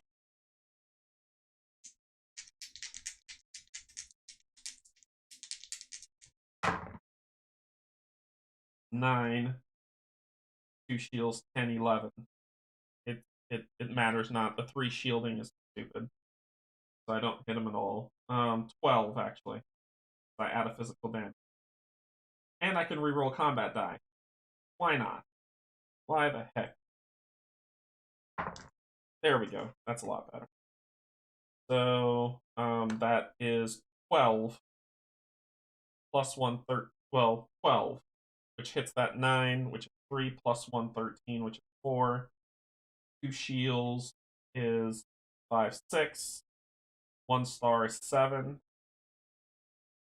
So 7 damage reduced to 3, which is 4. You're taking 7. You're up to 7. Gosh. Giving this guy 3 armor is too much. It's too much for level 1 people. Too much for level 1 people. I can spend all day fighting him, and he can slaughter me. Okay. And then she's gonna spend this to fly. Such a bad idea. I bet you if I hit that, I'm gonna die. Why am I doing this? Why are you doing this, Canje? Why are you doing this? You don't need to be doing this. 1, 2, 3. Don't do it. Don't do it.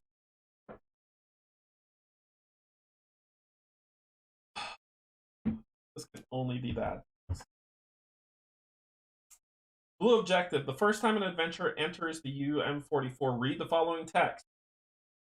Make a presence check. Okay. Presence. Your presence is 3. Awesome. 10. So 3, 10, 13. So 13. Make a presence 12 check. So I did pass. So if you pass, read A. If you fail, read B. Across the water, you can see another animate standing near a treasure chest. A real-life treasure chest. This one wasn't like the ones from the mask. This chest probably contains something of real value. The animate makes a horrible sound like a mixture between a rattle and loud screech. It seems to be intimidated by your party. It braces itself for combat, guarding the chest closely. Okay. Don't know what to do about that. Okay. Is that it? Yep. Yep. Yeah. I don't know what to do about that. Okay. All right. So that's a thing. So, okay.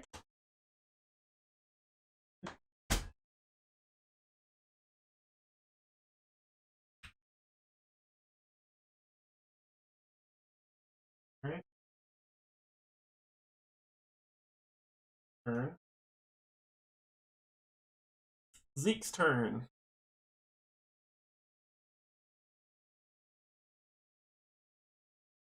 Gotten so much more damage. Didn't go before me. 2. Running right up on you. Running right up on you. Well, let's go around. 1, 2, 3. Actually, it doesn't matter. It doesn't have push. So, if that push, I'd be more scared. All right, so Zeke is going to move to there. Then he's going to attack. Whites. 7 and a foe. That's 11. That beats your 9 by 2. Then we've got 2 shields. Yeah. It must die. Then 2 shields is 2 damage. 1, 2. Then a star is 1. Anything else I can do to you?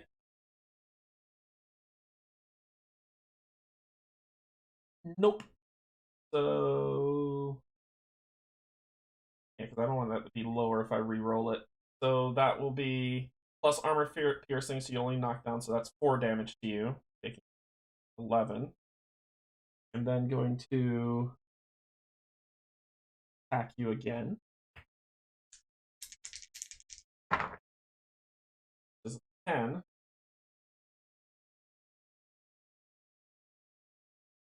That's the ones where you're like, do you want to re-roll it or not? Heather, don't encourage Bob. So that hits 1 over, and then 2, 3. That'd be 3 damage. You just knock off 1, so that'd be 2 damage. I'm going to. It would be 2 damage, or I could re-roll one of them.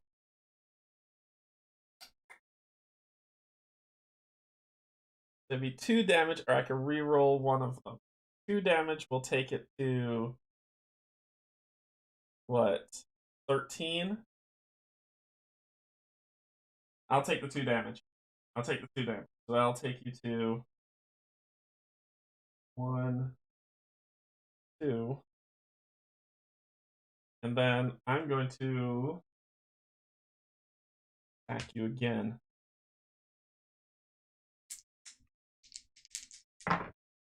And I'm going to re-roll that.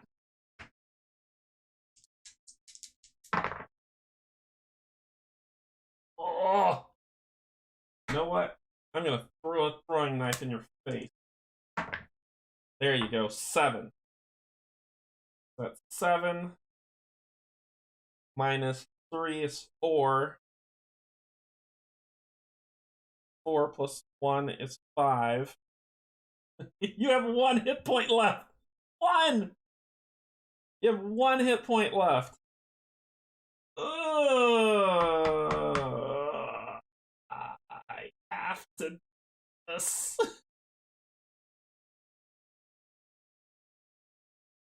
Oh my gosh. I kind of have to, right? I kind of have to throw it there. No. Save it. Save it. Save it. Save yourself.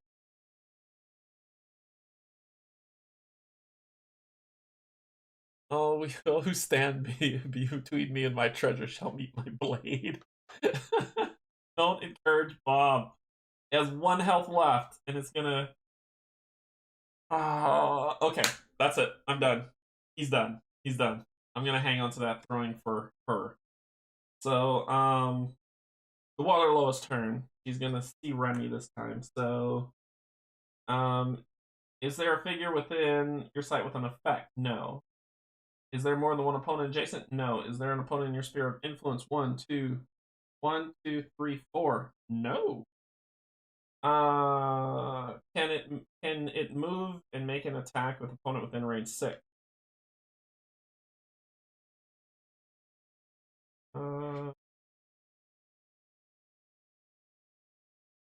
Yeah, it doesn't move at all.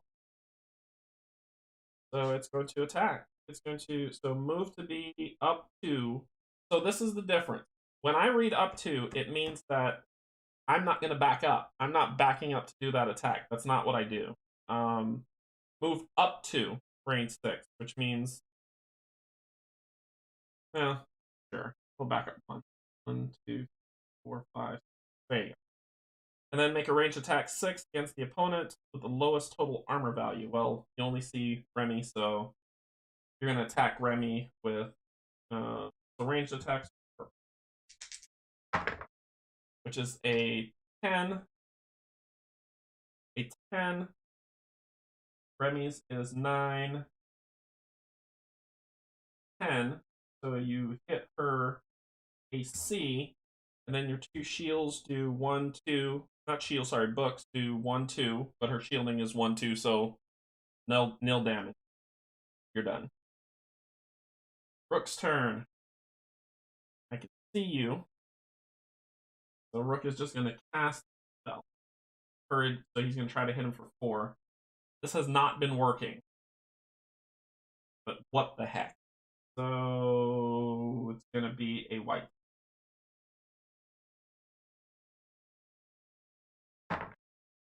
Six plus 6 is 12. Ah! 13! What? Are you? It just doesn't work. What do you want me to do? What do you want me to do? He'll stay where he is. Stands around. What do you want me to do?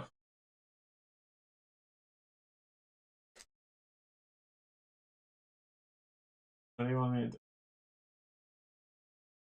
13. Wow.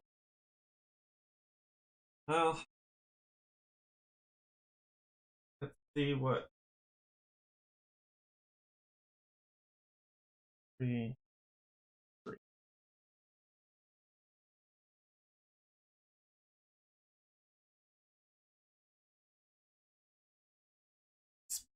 Animates are ridiculous. Whatever.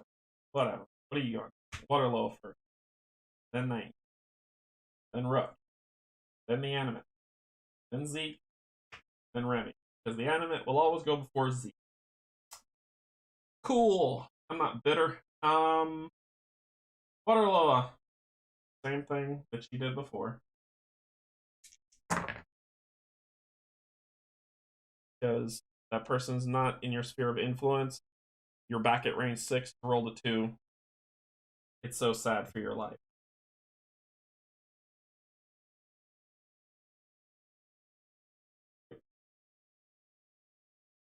Okay, then it's your turn. Nightingale, you just hit the guy. That's all I need you to do is hit him.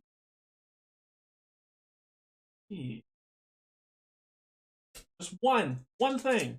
That's it. One hit. You're not moving. 9, 10, 11, because I didn't move.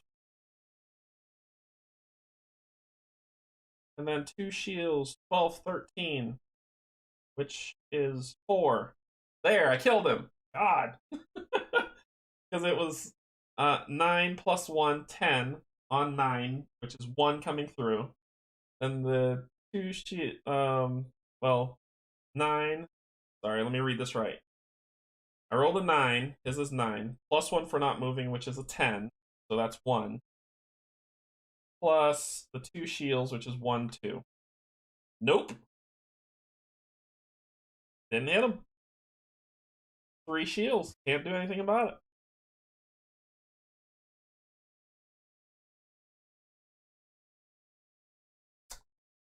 That's that. Okay. Rook.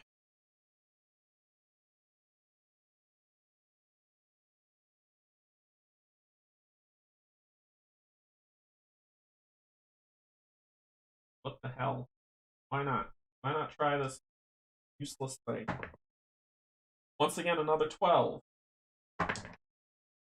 8, 9, 10, 11. Oh, final frickin' Lee. So I hit him. Oh my gosh.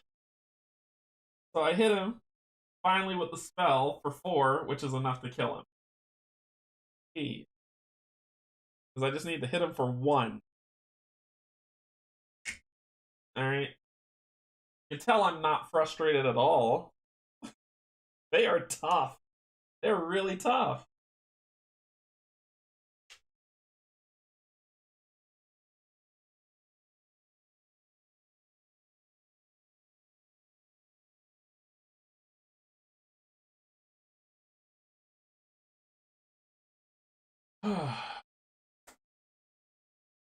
Nine gold.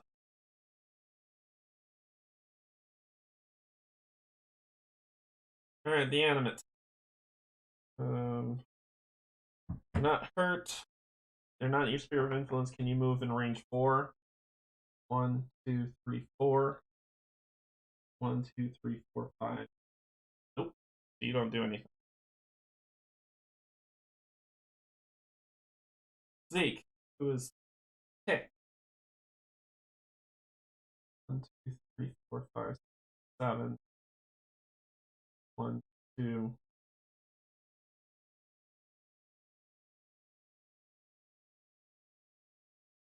Oh, wait. Rook wasn't done. After he killed him, he wasn't done. Sorry. Rook wasn't done. Roll it back. He was going to lay down the plank. Here. And then he was going to. And that's 1, 2, 3, 4, 5. And let me read heavy to see if current affects his. Because RC told me to read about heavy. Current?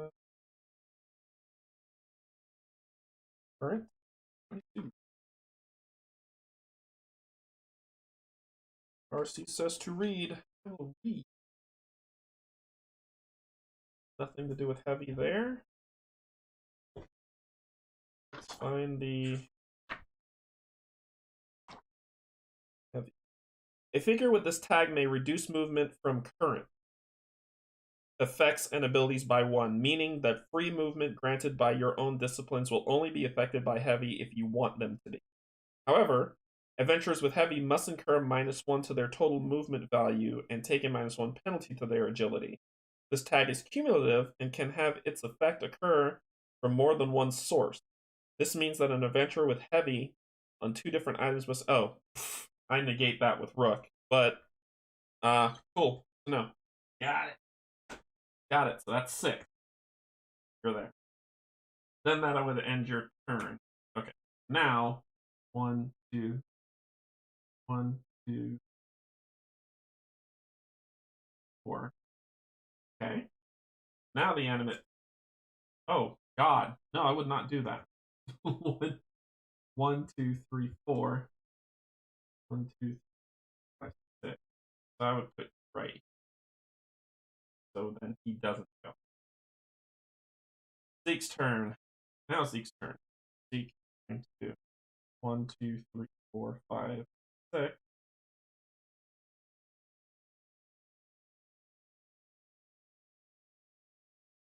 Two, 3.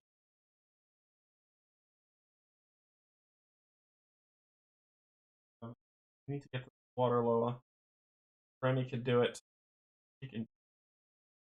That's gonna be Zeke's turn. He's chilling. Remy's turn. Do 1, 2, 3, 4. And get the treasure. Or 1, 2, 3, 4. So she's going to fly. 1, 2, 3, 4. And pick that treasure up. What do we get? What do we get?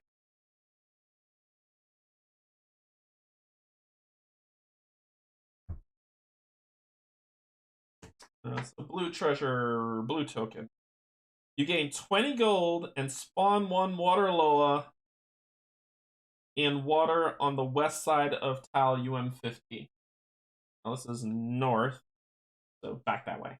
Okay. So I gain 20 gold and another water Loa shows up. Ooh.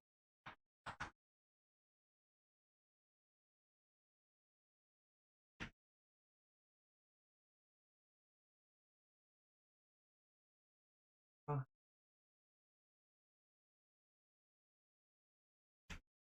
20 gold for you, good lady. Okay. And a water Loa. Let's get our friendly neighborhood water Loa. Oh.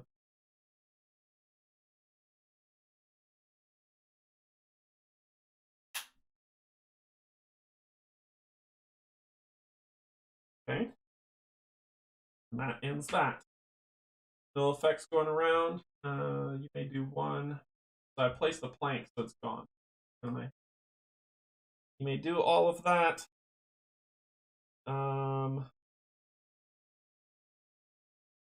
Okay.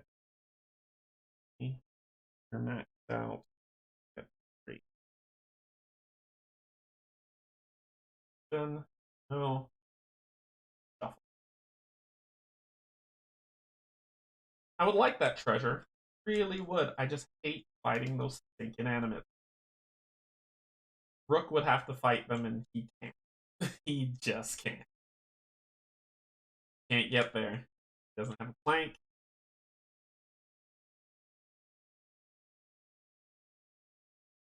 Pull them out.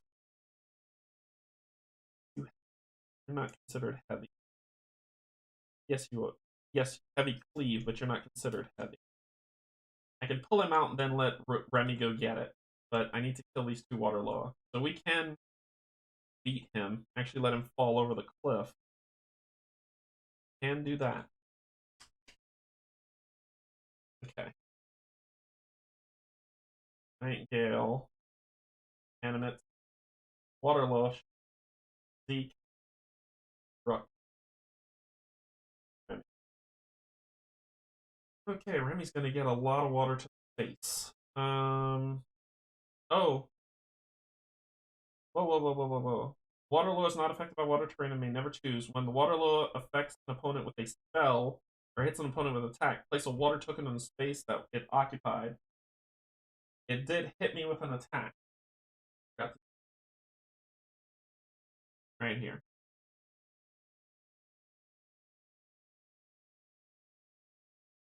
Okay.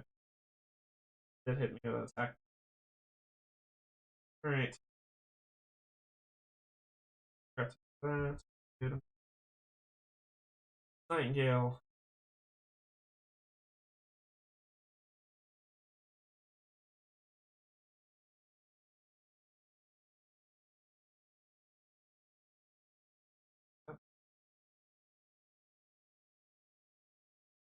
One, five, 8,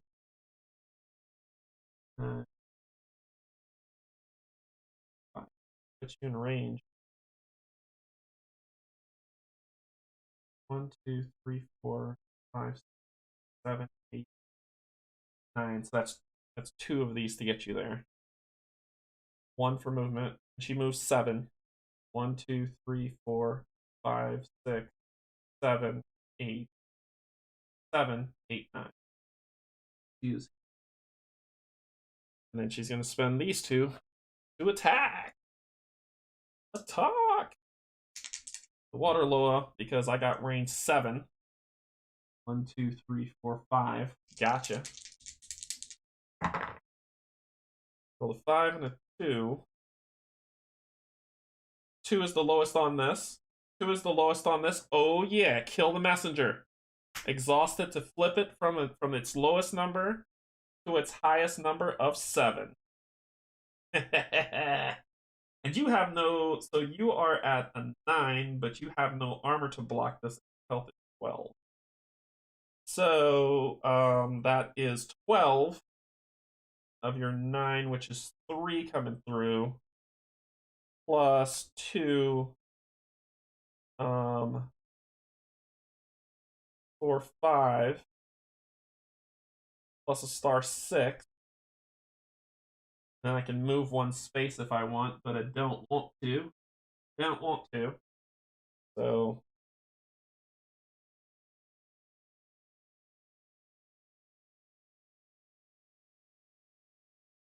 actually, she shot you. Might move you here. 1, 3, 4, 5, 6, 7, 1, 2. Actually, I'll stand in the water. But I still got you. Still got you. So 3, 4, 5, 6. So I hit you with 6. Oh shoot! No, I don't. No, I don't. Arcane. They have arcane. They have arcane. Oh, I forgot. This is why they suck. So I hit you for 3. I hit you for 3 damage. I've done so much more. I forgot they have arcane. Ugh, that's the worst. Ugh, that's all right. That ends your turn. Animate. 1, 2, 3, 4, which I have here. Forward.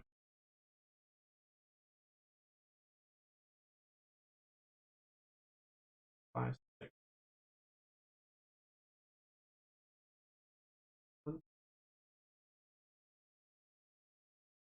Oh, it'd be range 4. Sorry. 1, 2, 3, 4, 5, 6. 1, 2, 3. Yep. So I'm not within your range. Can it move and attack an opponent within range 4? Or you have to be in the water to hit. 1, 2, 3, 4. And you can't get to the water. 5.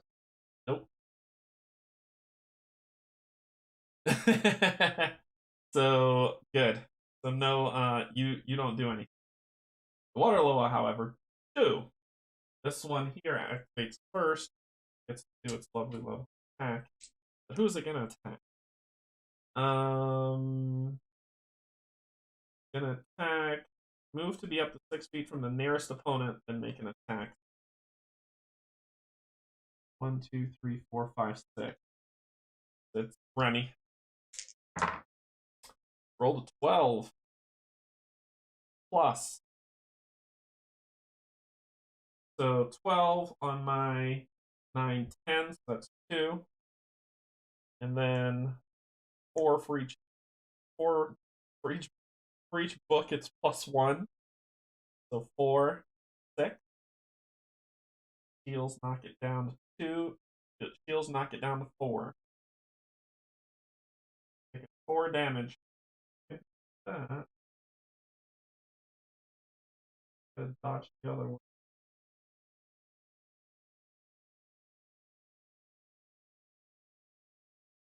The other one. Can you move? Yes, you can. 3, 4, 5, 6. And you can actually attack. I have you attack Rook because they're both distance. It doesn't say. Oh, it says target with the lowest total armor value. Total armor value. That would not be Remy. Okay. Doesn't have the lowest total armor value. That would be you. So it would have been 6, 9, 10. 6. Okay. Can do the same. Hit dodge. Yes, I can. Dodge. Okay.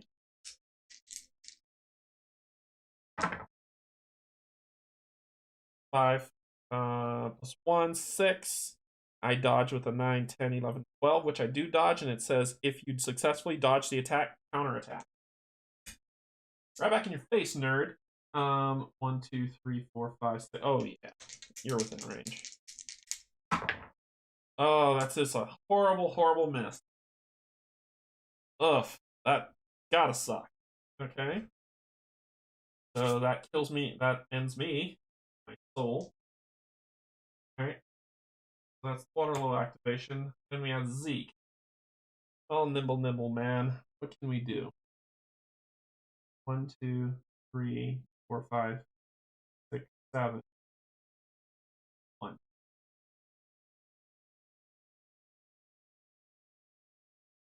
No. Got crazy movement. 1, 2, 3, 4, 5. Another one. 1, 2. Another one. 1, 2.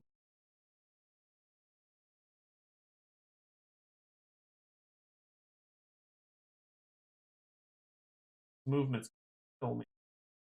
Diagonal. 1, 2. Diagonal. take everything I got to get closer to these things. I need him for speed, man. All right, let's do it. 1, 2, 3, 4, 5. He only moves 6, not 7. That's 1. And spend 1 to go 1, 2. 1, 2, 1, 1, 2, 1, 1, 2.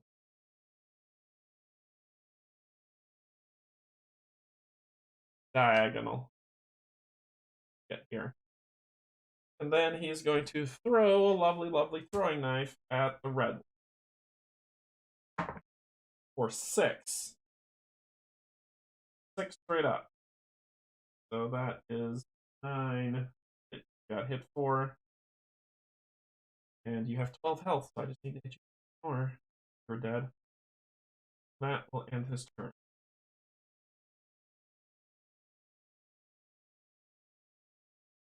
Rook.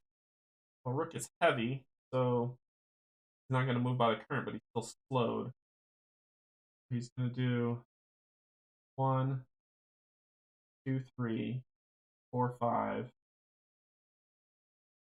6, 7, 8, 9. Stay there. Remy.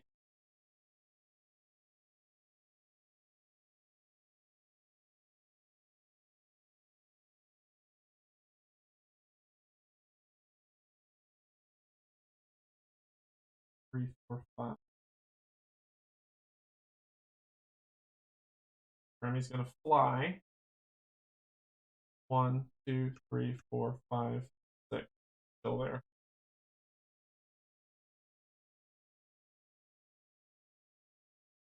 And yeah, that's that. Okay. 3 up. 2, 3, 3, 3, 3. Exhaust these. Here we are.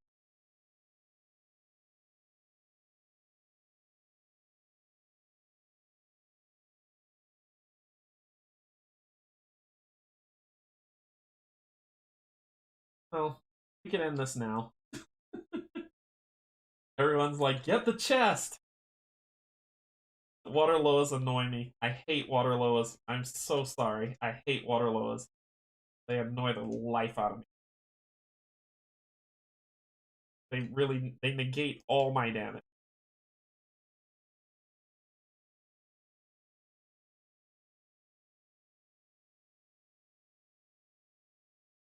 I do want that chest. Probably something cool in it. Animate. Nightingale. Rook. Waterloa. Remy. Oh.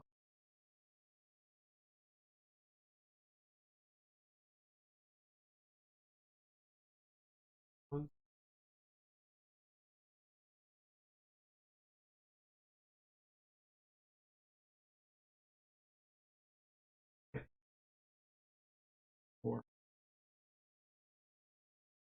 That's the weirdest. That makes no sense. But they are out of your influence. But she stood in the water. Okay, 1, 2, 3, 4, 5, 6. 1, 2, 3, 4. What happens when you stand? You're gonna come out because it does. I don't think you were gonna move. I think you were just mad from what it said.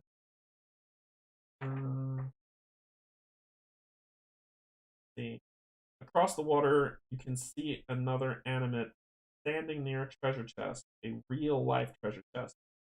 This one wasn't like the ones from the mask. This chest probably containing something of real value. The animate makes a horrible sound like a mixture between a rattle and a loud screech. It seems to be intimidated by your party. It braces itself for combat, guarding the chest closely. Guarding the chest. Oh, and the terrain. That's what I came in here for. When a figure ends their movement or leaves a special terrain space printed on that tile, they must make an agility 10 check. If they fail, the space becomes dangerous terrain. Place a dangerous terrain token on the space. Okay, so he's going to be cracking it as he goes, so he has to make 2 saves. It says when leaving the terrain, a figure. So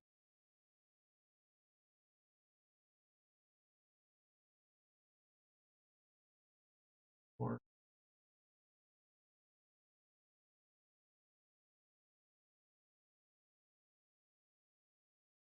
that makes sense. Whatever. All right, so it's not in your sphere of influence. Oh, can you move and make an attack range for? Yes, you can. So 1, when a figure ends their movement or leaves a special terrain space printed here, they must make an agility 10 check. What's the agility on you? What about enemies? So, someone in the chat, while I look this up too, it says when a figure, which means any one. So he's about to leave that first space. It's an agility 10. Does he fail the check? Because he doesn't have agility. So, agility.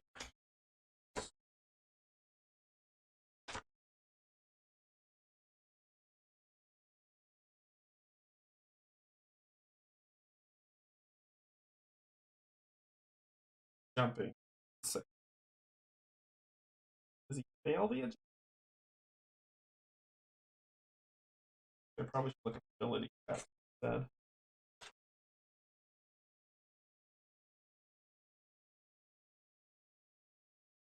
Skill check. Okay.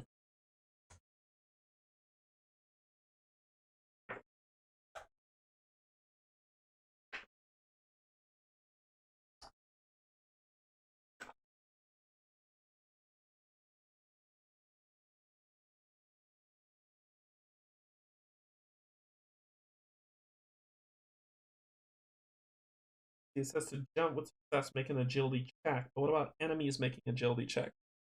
Does anyone know about enemy agility check? If a figure fails a jump check, that includes any terrain otherwise.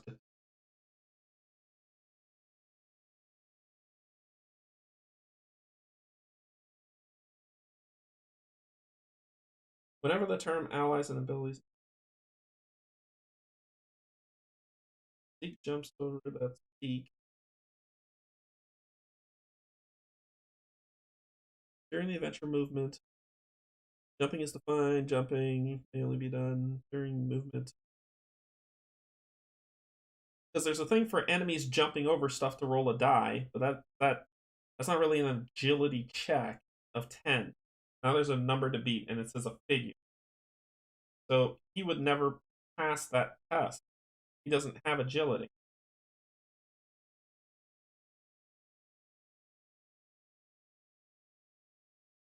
Special encounter rules and adventure mechanics will sometimes require adventurers or combatants to make skill checks. These skill checks represent various non-combatant challenges the players may be faced with. Depending on whether the figure is an adventurer or an intelligent combatant, the rules for making a skill check are different. Okay, good to know. Combatant skill check. Combatants may have to make skill checks. Command, combatant, loyal espers can all make skill checks the same adventurers. However, since intelligent combatants do not have printed skill values like all other cards, anytime an intelligent combatant is required to make a skill check, they will roll a black die. Okay. So that is on this page, combatant skill checks. So it says no matter the skill check, they don't have to meet it. They just have to roll the black die. It's on page 66. And if they roll a skull, they fail. Otherwise, they pass. An intelligent combatant will never jump more than 2 spaces.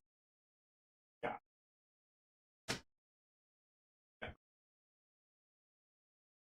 Lord with the rule. All right. So it's moving out of its first space, makes it. Second space, it makes it. So now in those spaces, those are now dangerous terrain spaces. It's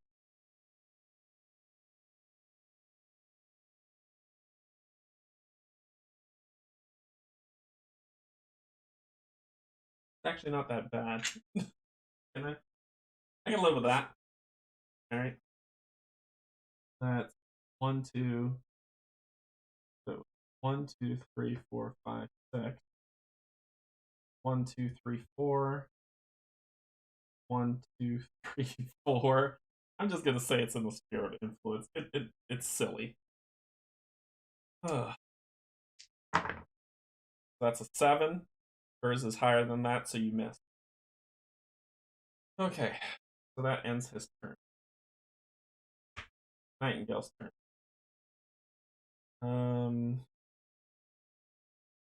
Boost my combat roll if I don't move, but I can't move if I do that. Or I can wait for the thing. Gonna ride up on me next. I'm in a sphere of influence. I need to get out of the way. 1, 1, 2, 3, 4, 5, 6. 1, 3, 4. No. 1, 2, 3, 4, 5, 6.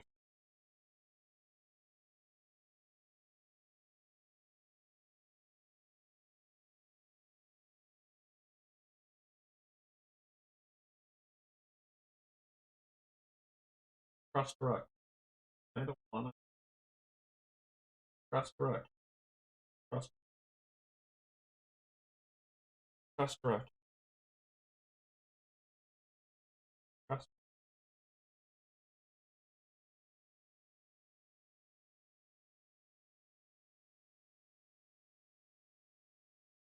Or no matter where you go, you're gonna be in the sphere of influence. You're gonna get shot next, so might as well shoot it. I'm gonna shoot the Loa, the red one.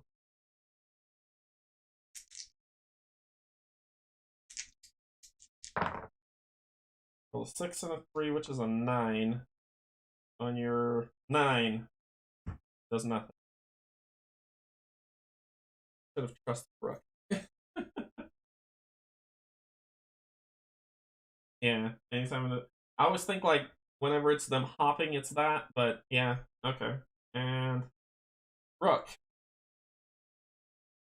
1, 2, 3, 4, 5, 6.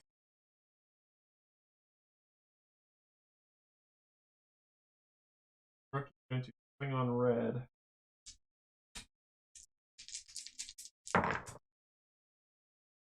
Yeah, that'll do. That'll do for 14.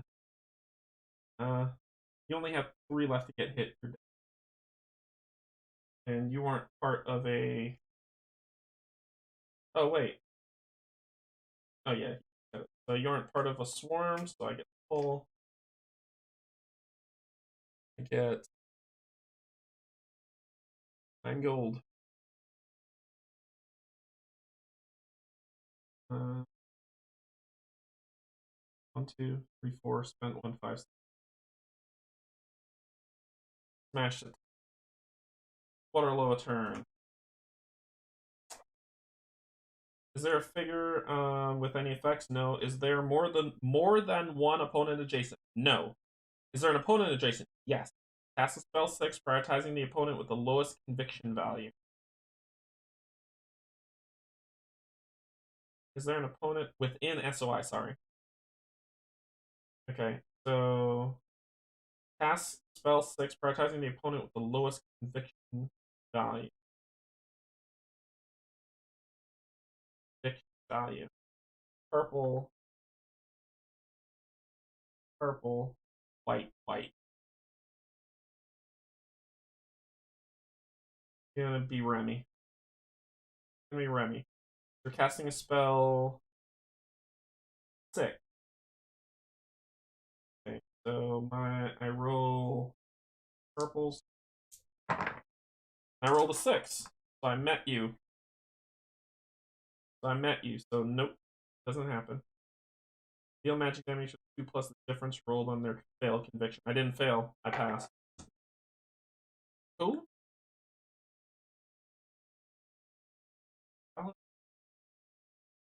Val. Val's. Val.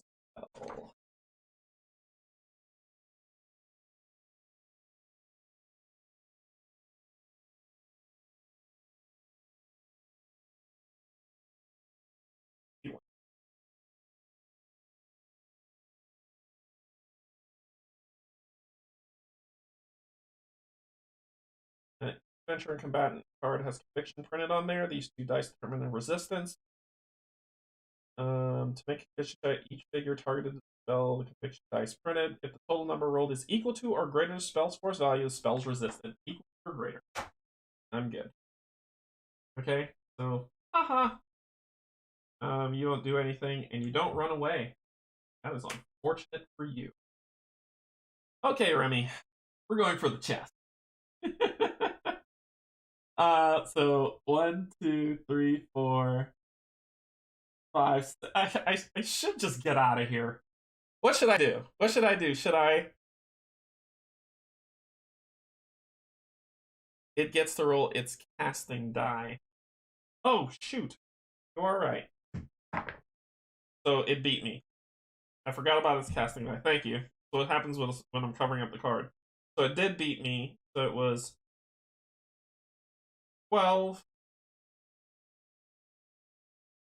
6. So it did beat me. So it's 6. Oh wait, no, sorry. It's 6. It was a 6. It was a 6. Yes, I did. It rolled a 6. This was range 6. It rolled a 6. I rolled a 6. We're good. We're good. It worked out. It worked out. It didn't hit me. It worked out. Yeah. Okay. Okay. Yep. All right. Sorry. I'm nervous. I'm nervous. I'm nervous. All right. So Remy.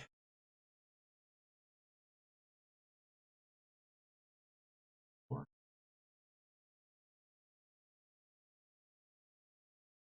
5.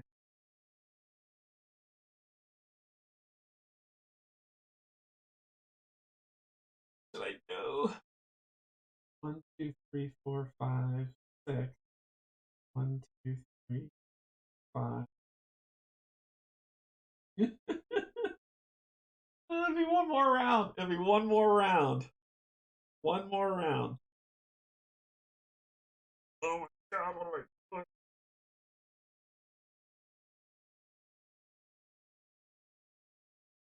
I thought that's its range. That's what somebody told me is its range RC. Because it works that way for me, but I thought that's how it tells what its range is. Cast the spell 6. Sure. I'll mark it off. 12. I rolled a 6. So it's 6, 7, 8. So 6, 7,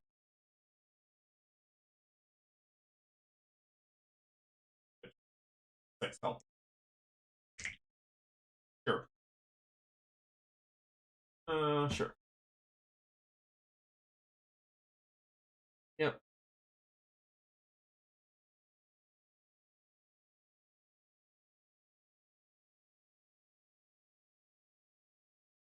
Nah, it's all good. It's all good.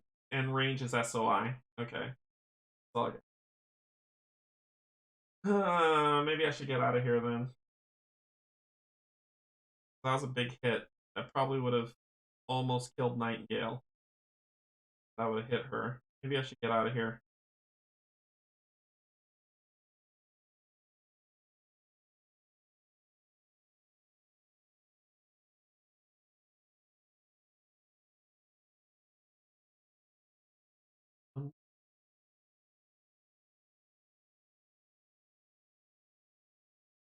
Get me out of here. And I wouldn't get that chest, but I want that chest. Really want that chest. No. I'm too beat up. Too beat up. Let's get out of here. 1, 2, 3, 4, 5, 6. I'm too beat up. I've been too. If I didn't take that nasty hit from the Loa, I probably would have went for the chest, but I'm too beat up. All right, so let's see. What are we dealing with?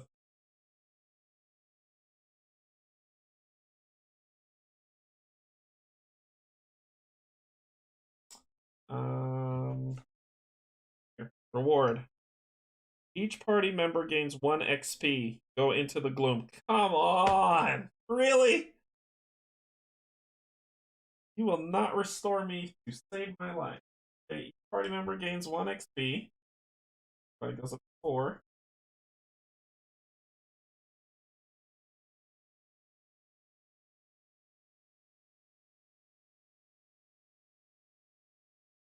This is worse than the mast.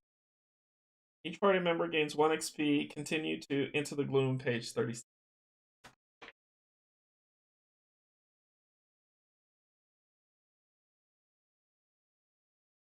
Mother of God, what is that? Okay, so let's do that. I'm gonna die. And he survives, so he's gonna get something back. God, this is a lot. Okay, so I need tiles. I need tiles 48, 64, and 42.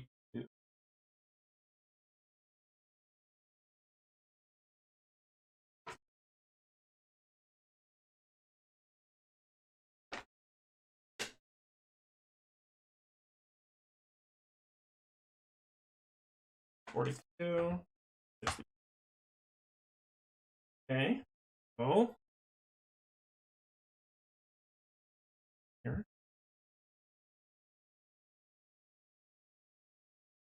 Could you use an extra energy to get the loot? No. I could have gotten the loot, but that would have ended Remy's turn. Zeke could not have made it to, with the 3, he could not have made it to the exit. And I don't want the animate to go next, because that would hurt. That he would have been using his hardest spell on Nightingale. So, yeah. It would have been nice, but eh.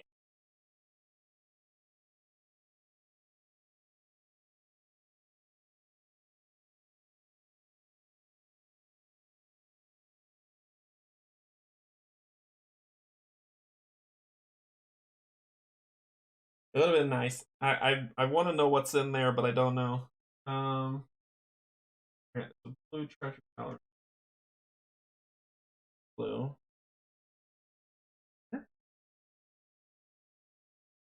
An exit token goes here. An adventurer ends their turn on the blue exit. Okay. What else do we have? 1 Earth Loa. Earth Loa. Okay. 4 cave sickles, because the game wasn't hard enough.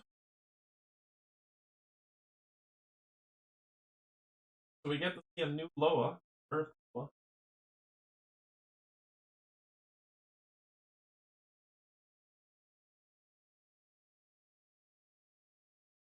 At least no more animates. I killed 2 of them. So, there. No more complaining about me running away. I killed 2 of them. Earth Loa. Earth Loa's. I know a lot of people like. No, we're in this together.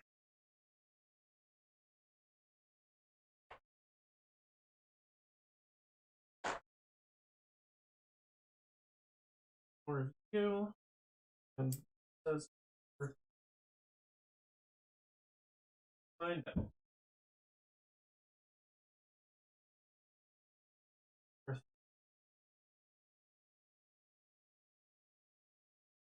There you are.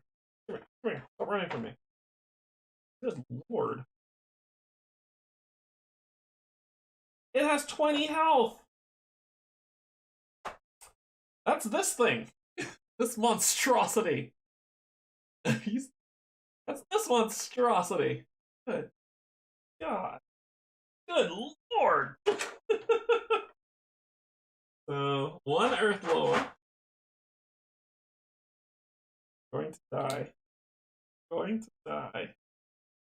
Is here. 4 cave sickles. So, 1, 2, 3, fourth one with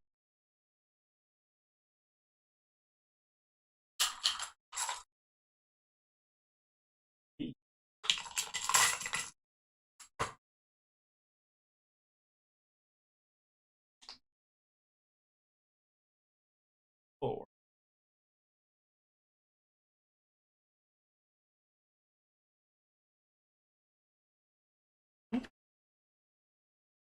Might be the straightest run that you've ever seen to get to a might be the fastest run you're about to see, like lightning speed run to get to this thing. And sickle.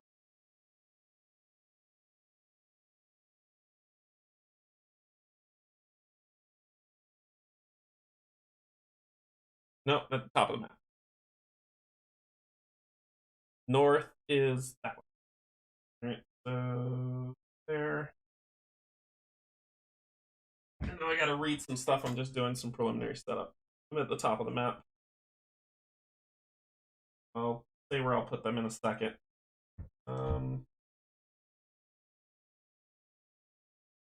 Enemies going back. My archers go in the back. And for boys to come up front. Rook. Deep.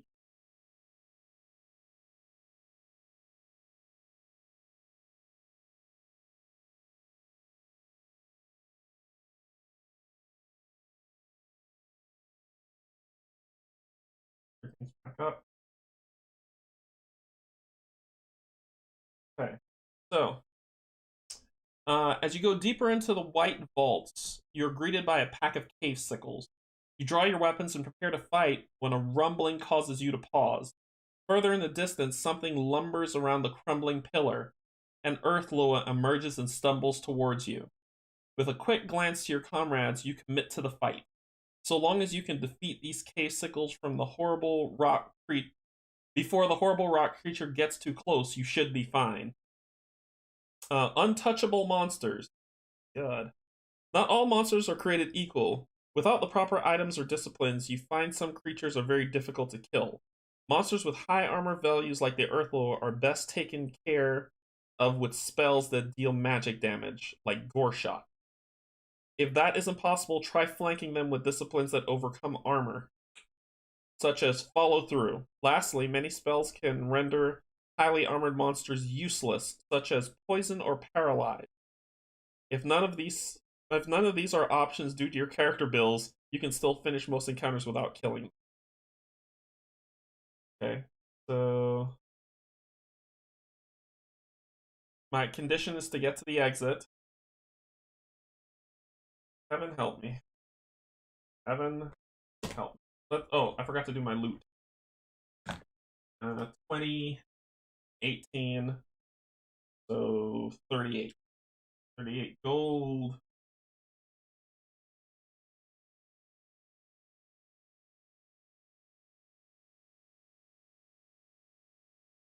Um,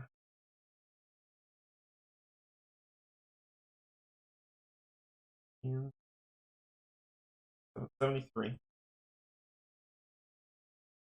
70. Right, you watched me just do math just now.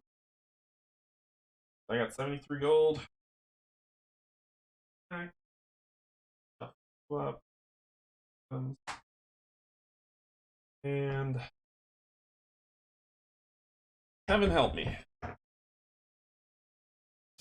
Chris.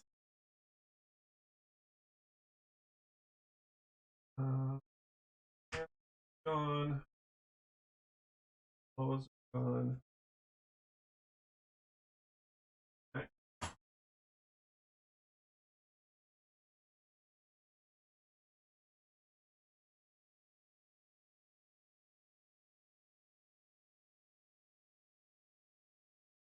Okay.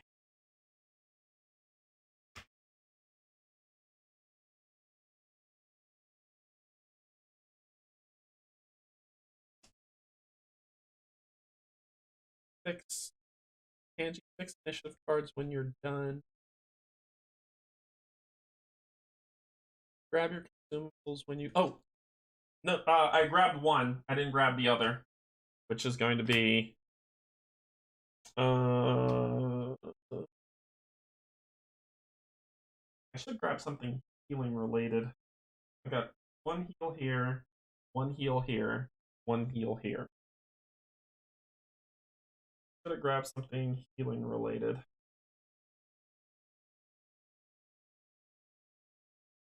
I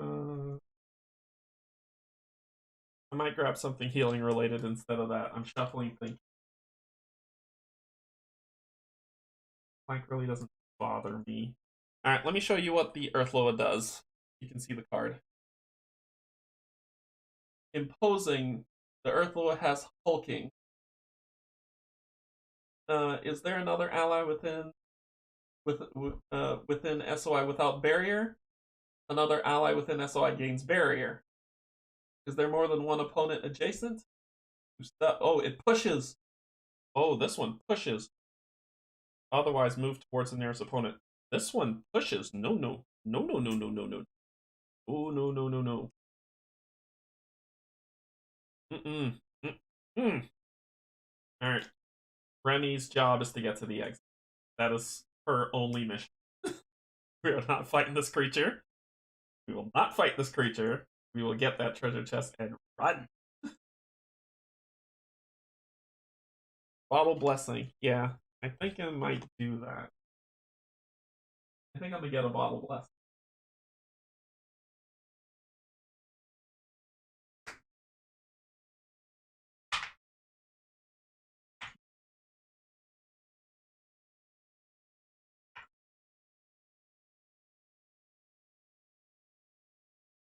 All right.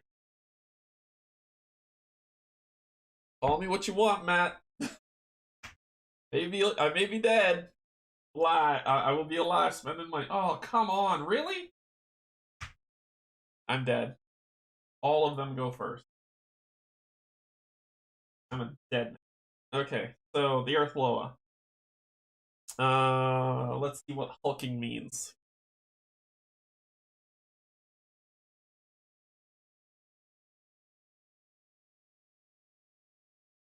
Dirty. So let's see what hulking. Figures with this tag cannot be moved by opposing abilities or currents for any reason. So I can't push it into a ravine. Too strong. Okay. Is there another ally within SOI without barrier? 1, 2, 3. 1, 2, 3, 4. Yep, there is. Right here. Can you see that? Fine. Yeah, you can. You can't see him. And give him barrier. Okay, so what's barrier? See that on the list of horrible things to give people.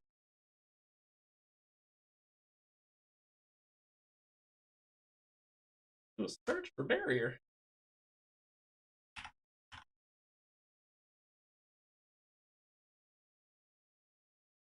An adventure may not have more than one of any given type. Okay, so status. Barrier.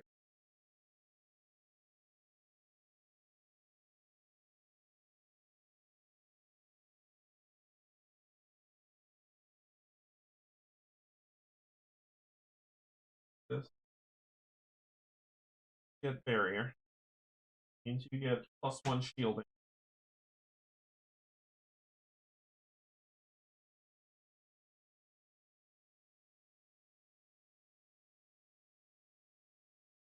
Good news is if Earthloas are around, you never worry about creature not having true actions.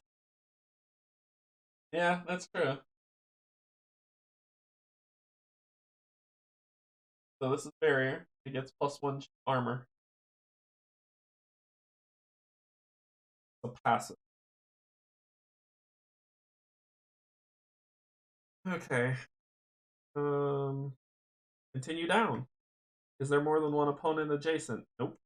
Can it move and get an opponent within reach 2? Nope. Otherwise, move towards nearest opponent, and it moves 4. 1, 2, 3, 4.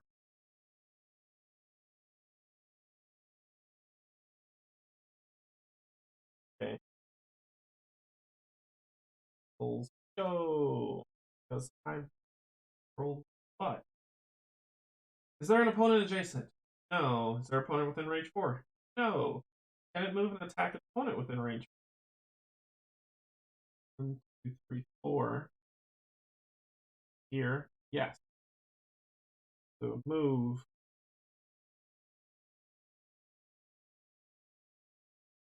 Force only one buddy that's there. So it's gonna attack range 4. And it'll attack him. He's going to dodge. Ugh. Whole lot enough. Roll a 5. Didn't matter. Missed. Oh, it says I can re-roll my dodge roll. Oh, I'd have to spend 1 to dodge. Keep forgetting that. So when I couldn't have dodged anyway, but it's still missed. Keep thinking that is his old thing. Alright, so next one. 2, 3, 4. Attack you.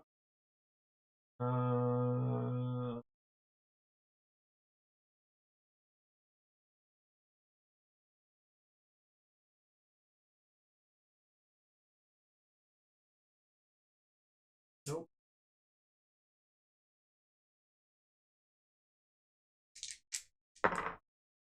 Roll a 10. 9, 10. Meat. And it has heals. So it does 2 damage, but I have 2 armor. Negated.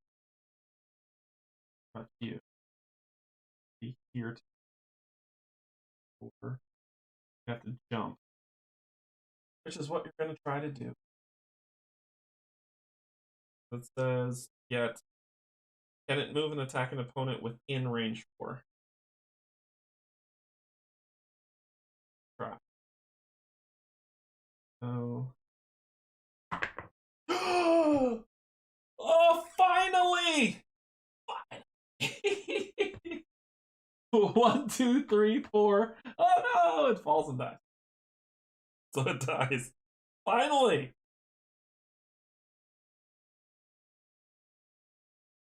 Oh, finally. Okay. I'm okay with that. When it falls into the pit, do I get the pull a loot card? Because it died stupid. Oh wait, it's a swarm. It doesn't matter. It's a swarm. It doesn't matter. Okay, so then so that's the end of you. Number 4 comes, and it is. Can you move and attack within range 4? No, you can't. Well, you move 6, right? 6. Yep. 1, 2, 3, 5, 6. Yeah, you couldn't do it. You're not gonna move.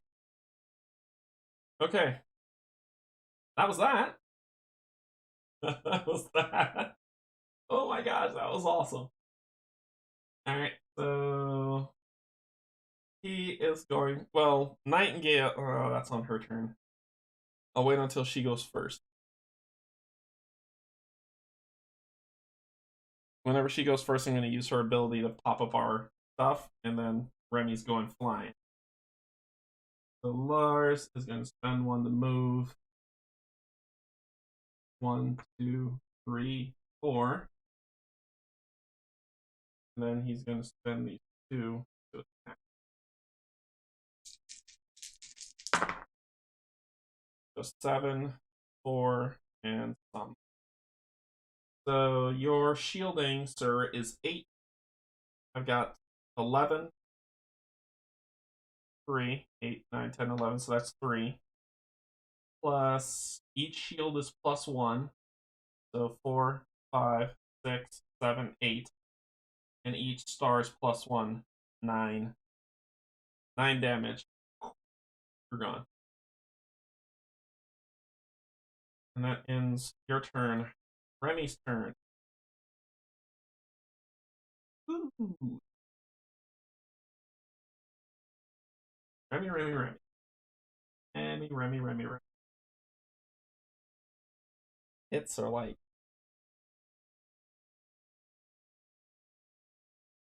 But armor still reduces spell damage. So how can the clue say, well, spells help? It's 5. That's 5. If I cast the spell, it wouldn't do anything. This thing is strong. He would knock it down to inflict 2 piercing, but it would still block 3 of whatever I roll. I can't kill that thing. I can't move it. Yeah. Okay, Remy's turn.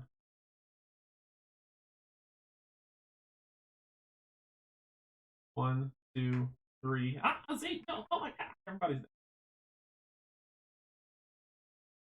I need to work on these wings. Alright, so she's here. 1, 2, 3, which gets in range for me to hit you because her flying's coming very soon.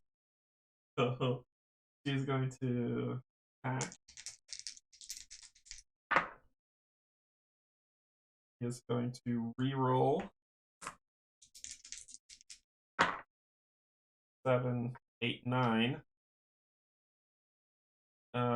Which you have 8, 9, which is 1, plus the passive damage 2, plus 2 shields 3, 4, plus 1, 5. So I hit you 5. Almost killed you. Almost. That'll end her turn. Eat.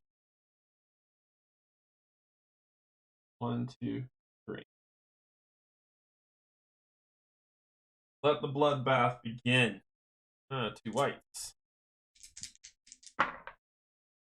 10 plus. So 8, 9, 10, 11, 12, 13.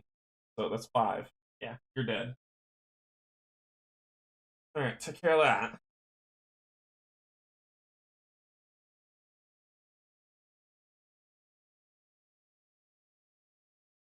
Alright, team. Distract. Distract. Yeah, I know armor doesn't reduce spell damage. That's not true, sir.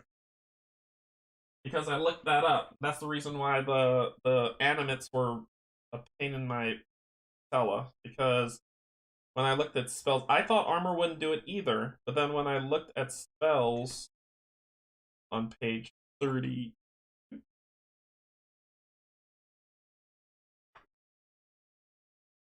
no, it wasn't that. It was cast spells. Making an attack. Find the casting spell one. Unless I read that wrong. Casting die, spell, spell, spell. Spell action, 51.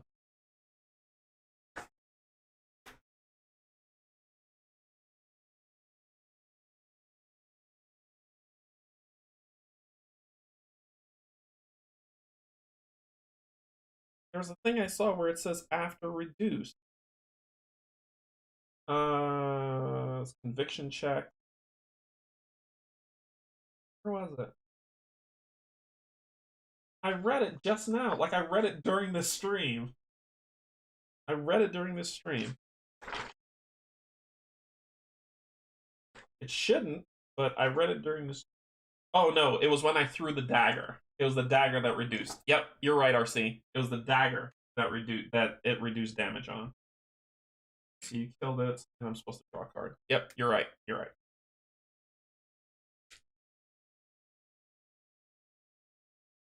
It was thrown that I looked up. Okay, so what do we got? 9 gold. 9 gold. There. Got 9 gold. Okay. Alright. And the Zeke. Nightingale. 1, 2, 3, 4, 5, 6.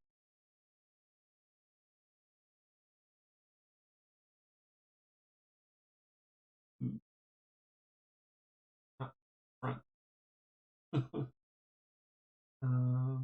Nightingale, you're just gonna chill out right there.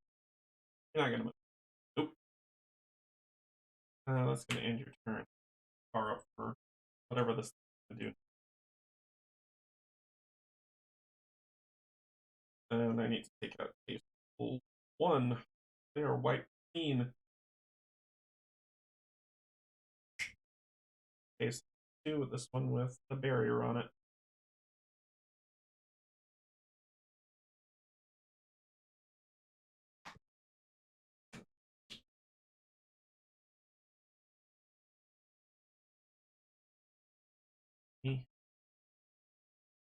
Three, two, back.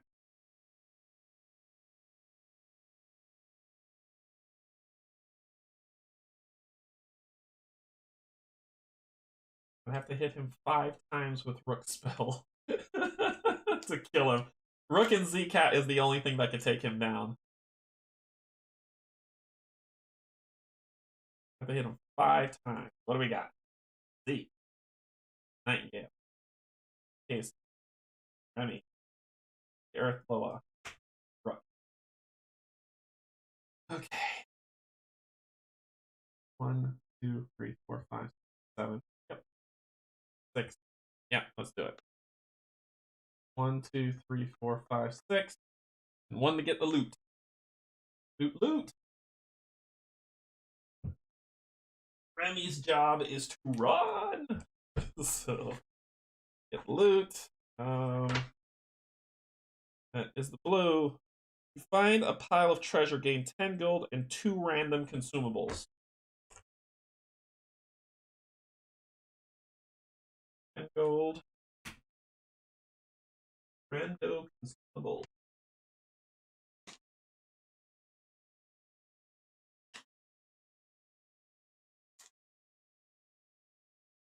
How much money I need to buy what I need is. Well, at least I can get them a new discipline if this is the last thing they have to do. If they have to fight, like, have to keep going, I'm going to die. Throwing knives and healing.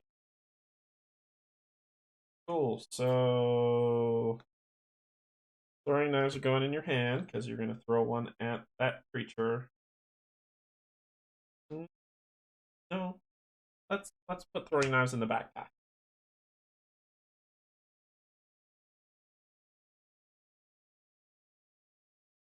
Everyone can build a character like you. Yeah, I agree. I agree. Okay, so that ends Nightingale. All right, time to move on up early. 1, 2, 3, 4, 5, 6, 4, 5, 7. 1, 2, 3, 4, 5, 7. Oh yeah. She is going to shoot. Why is she range? She in range for no reason.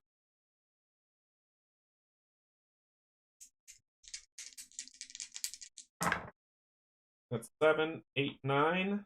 That beats you by 1. Then she's got 2, just 2, 3. Star, which is 4. That's 4. Got a passive for 1. Do these barrier tokens stay permanently or do they break? Because you'll get hit. You're gonna get hit 3, but I want to know if. Let me see if that barrier token stays token. Or one after they're used up, they go away. Tokens 5 and 6. Back token 74.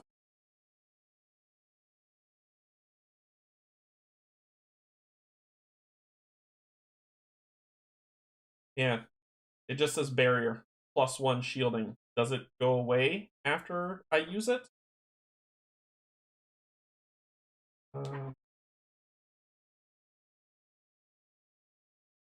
Doesn't really say.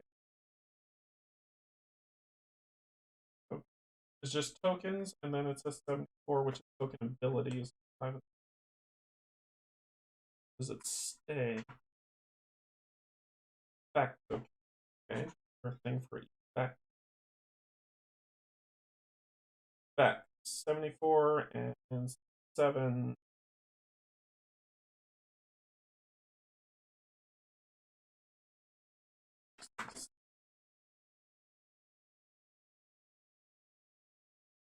Some abilities add tokens to a special card. These tokens count as effects and follow all the rules of normal effects, except that they cannot be gained in any way other than the specific abilities that add them. An adventurer may not have more than one of any given type of effect token. This means that you can have both barrier and haste, but you cannot have barrier or haste twice. Limitation on ability checks changes during if an ability token doesn't specify a limit on back of the on back of this rule book. There is no limit to how many tokens a figure may have. I don't think it goes away. Interesting.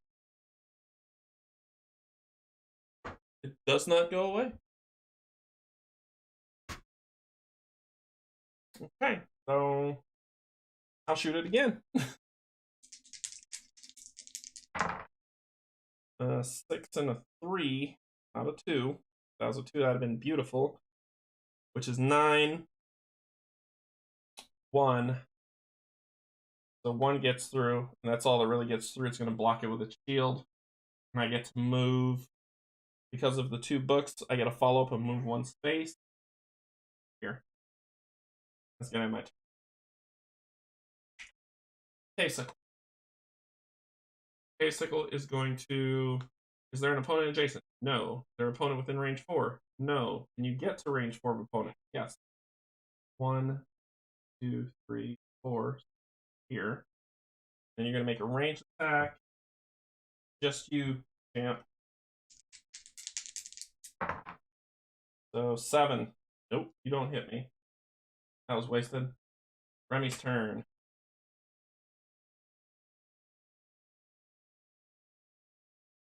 Fly. 1, 2, 3, 4,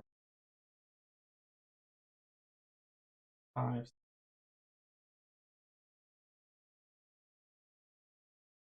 Fly there.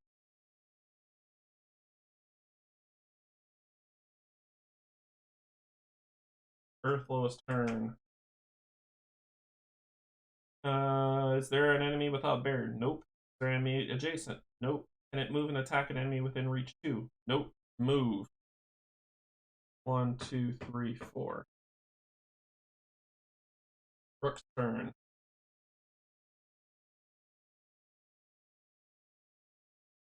One, 2. Sorry. 1, 2, 3, 4, 5, 6. Kame, Kame, Ha. Going to fire at the Haysickle. Do his spell hit 4. Sure. This upgrades the die. It's 3, so it's a 9.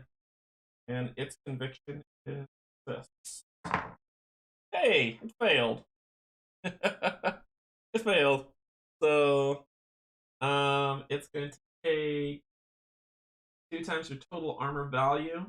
So 4. It's going to take 4 damage. 6, 7. And it dies. Which is enough to kill it. As it bypasses armor. Okay, you're dead.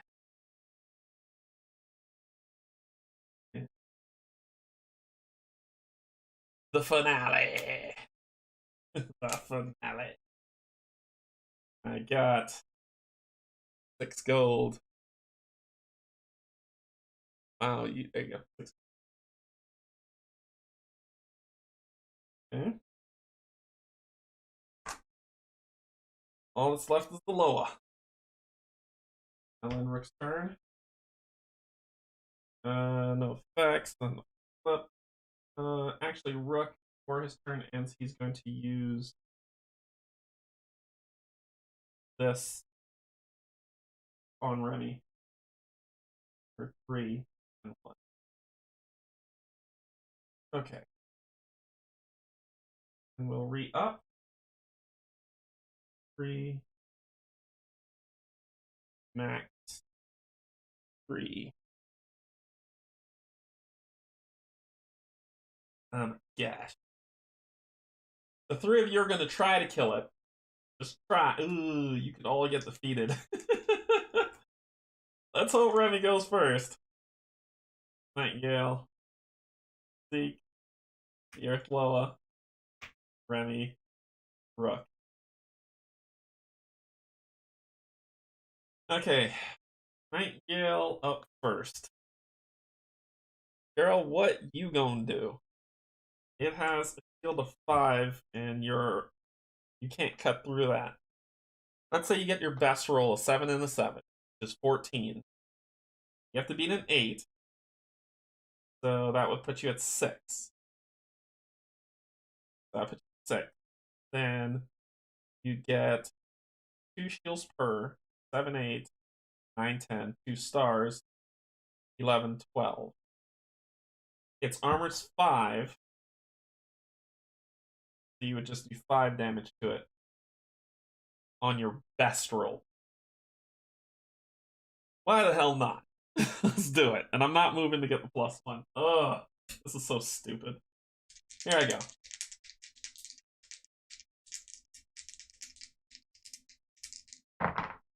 I got my best roll. I got my best roll. I got my best roll. So my best roll. There you go. All right. So I didn't move, so I get a +1. So it really is my best roll. Actually, that was supposed to be this die, but let's just pretend. That's supposed to be that die. I'm not going to re-roll it. I'm keeping my 7. All right, so that's 14, 15, +1 on my roll, 15 because I didn't move. So 15 on 8 is 7. So that's 7. Then 2 shields, 8, 9. 1 star, 10, 11. So it's 11. It reduces it by 5. It takes 6 damage.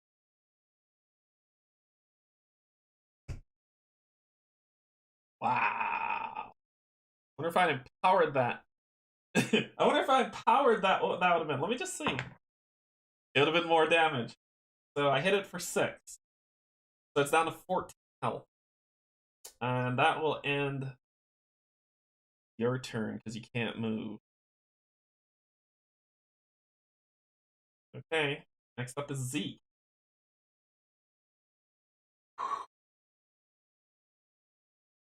Okay.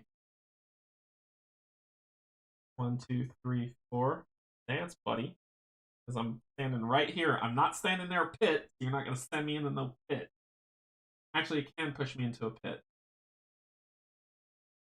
Because it said it's the most detriment wherever I go. If it's going to push me... Push 3. Resist with force. So if I don't resist it, I'm going 1, 2, 3, gone.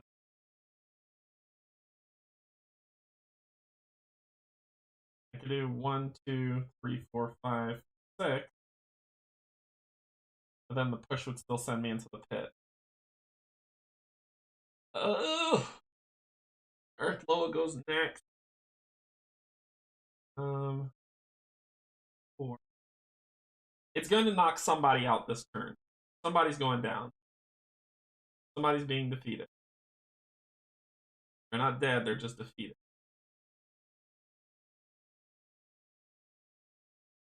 Might as well be Z. Because Remy is going to fly away.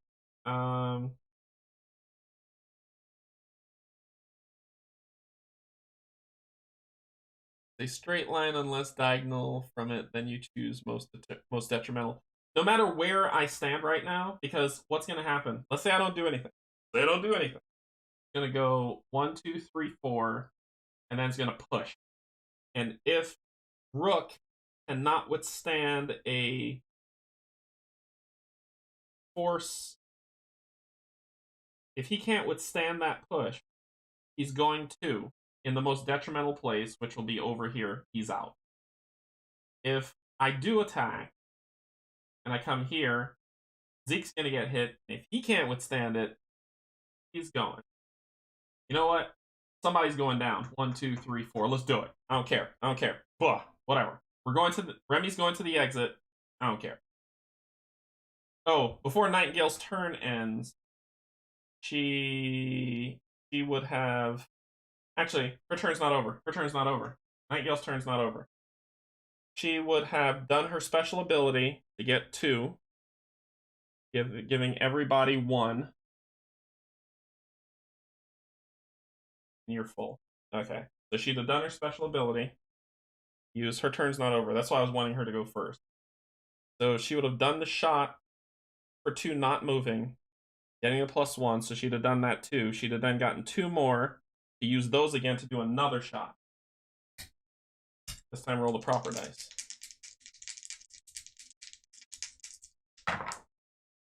I rolled an 8 and a 3. It wasn't 2. That's okay. Well, that's the end of her. You're saying it's a straight line unless diagonal from it, then you choose most detrimental.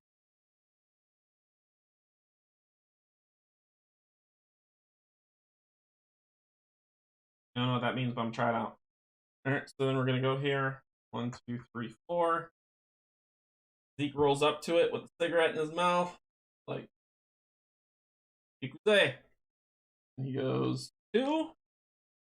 Go to attack. Let's see what we do. 4 and a 6. Reroll 1 of your combat.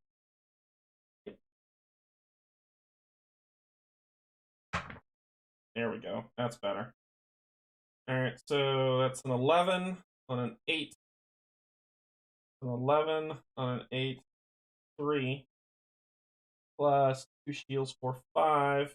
Plus star 6. Cutting through armor cuts 3 off.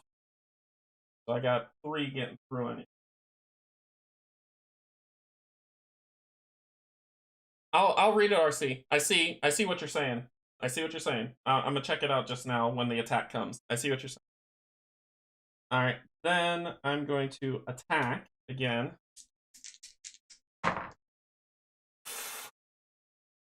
Then I'm going to attack again.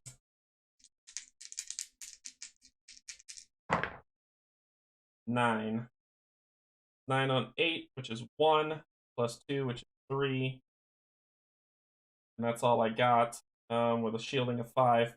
Nothing else I can do about it. Okay, here we go. Is there any ally that can get barriered? Nope. Is there more than one opponent adjacent? No. Can it move and attack an opponent within reach 2? Yes.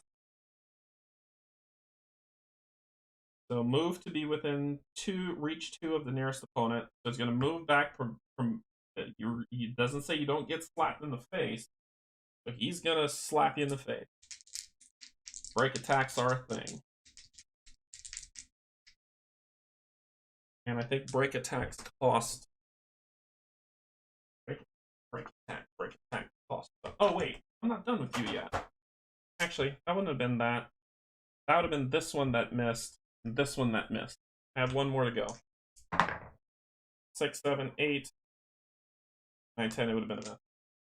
Okay, now it's your turn. And I'm going to dodge this.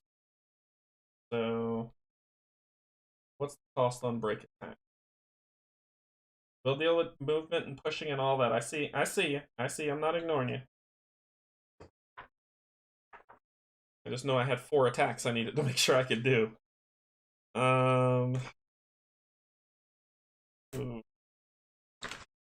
Let's see.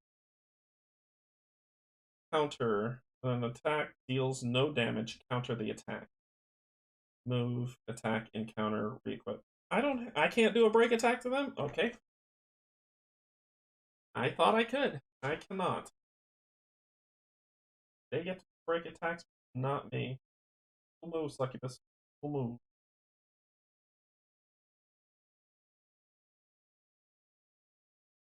Cool.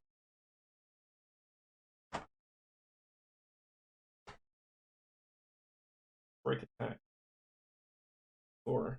Just to verify, I can't do it. 44.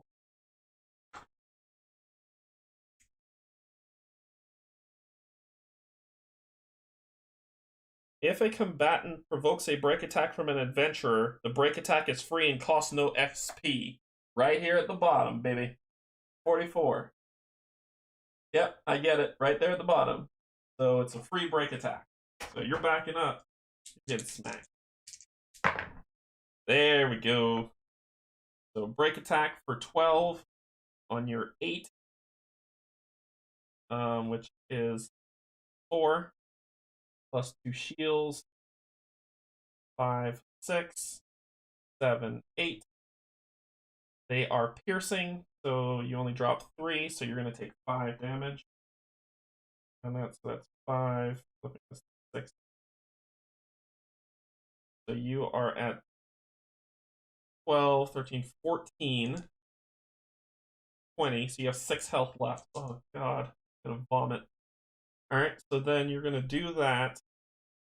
And you're going to move to be within reach of the nearest opponent. Then make an attack within reach 2. I'm going to dodge it. I'm going to try to dodge it somehow. I cannot dodge it. I can just reduce its damage. How life goes. Okay. So it attacks me with these 2. Oh, it missed! It missed! Yes! Okay, so it missed me. It completely missed. A whiff, a 4 and a 3. So it missed. There's no follow-up. So you don't push me. Wah, wah. Okay. Okay. That ends your turn. Brooke, can you get there? 1. Spell damage. Remy. Ooh. Lord. Jesus. Missed. Alright. So it's got 6 health left. Okay. Ah! Stop freaking out. Alright, so 2. 1, 2, 3, 4, 5, 6, 7. I'd have to go around it, getting a break attack. It's gonna hit me in the butt. I'm gonna drink this juice. I'm gonna drink this juice box right before I do this. Taking me 6. This could be awful. So that would be 7, 8, 9. I could get out of here, or I could kill it, Ah! Oh my God.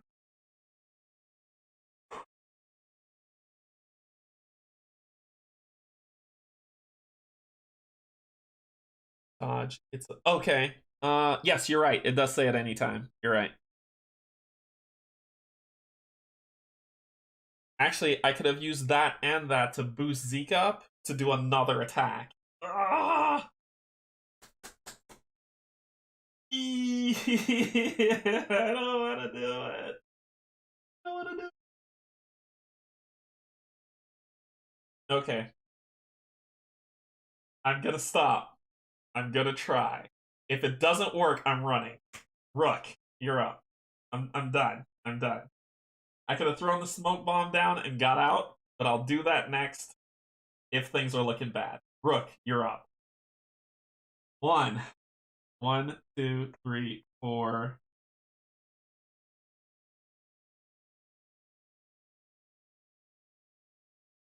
Oh. Spell. 5.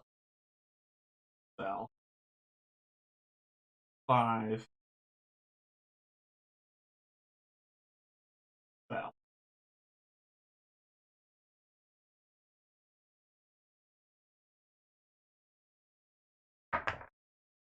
That is an 11. That is an 11 on an 8. Fail. Yep, fail. That's an 11, which means you take 4 more damage. It has 2 health left. It has 2 health left.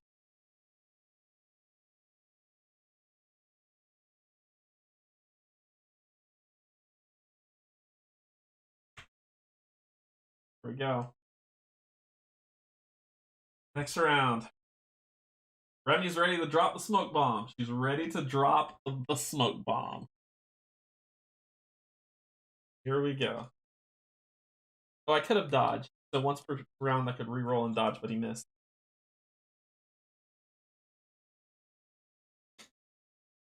Oh, no, Zeke! The Earth Loa, Remy, Nightingale, and Rook.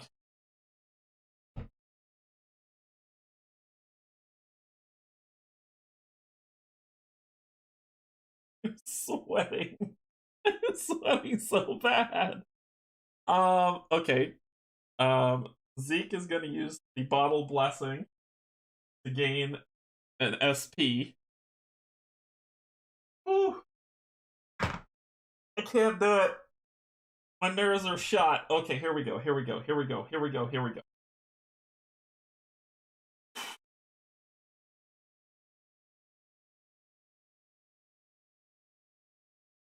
Step up.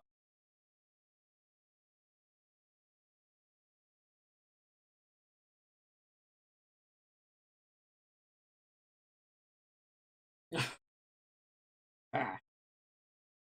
Oh, my eyes are watering. Oh my gosh.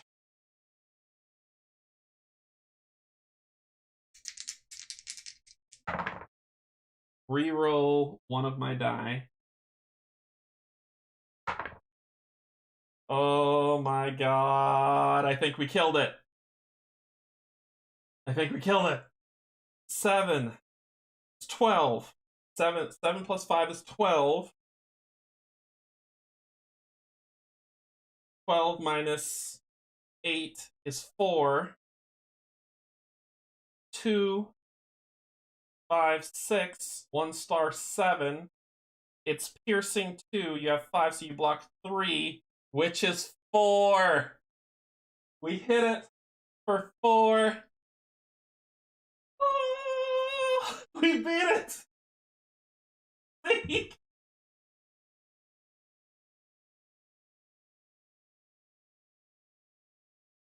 Oh my gosh.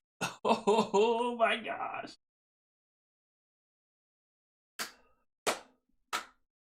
We beat it. Zeke took it down.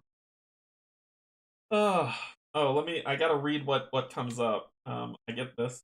I get this for doing it, and then whatever reads. My eyes. My eyes are hurting.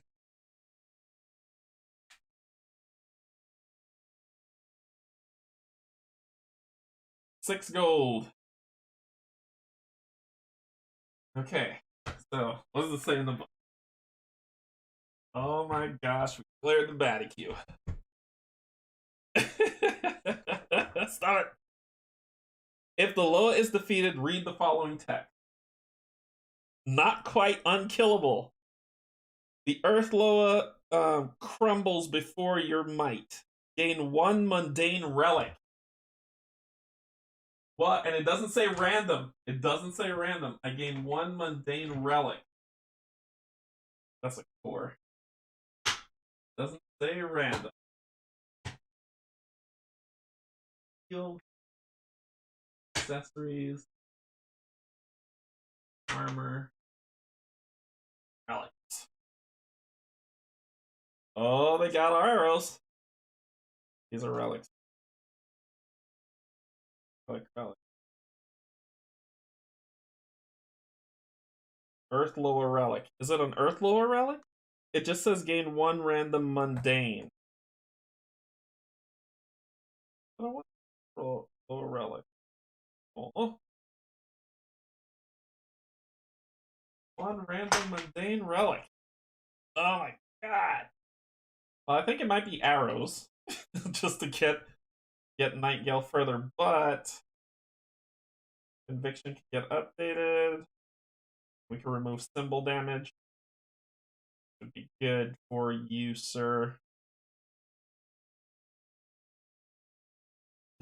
Oh my gosh. You get you 2. I think I can hold 3 relics, 2 relics. If I can hold 2 relics, I can get 2 fight drives, so he can then do max attack of 1, 2, 3, 4, 5 in 1 round.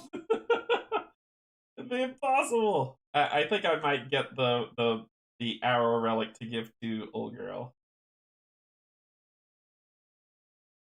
Eating gives a once per scenario reroll. Eating gives a once per scenario reroll.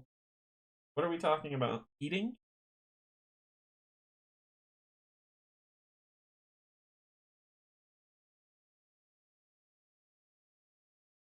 Oh, earring. Earring.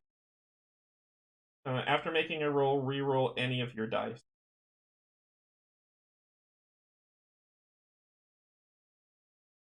There's a wand that says when choosing to target of a spell, increase your sphere of influence, which is stuff, but I don't know.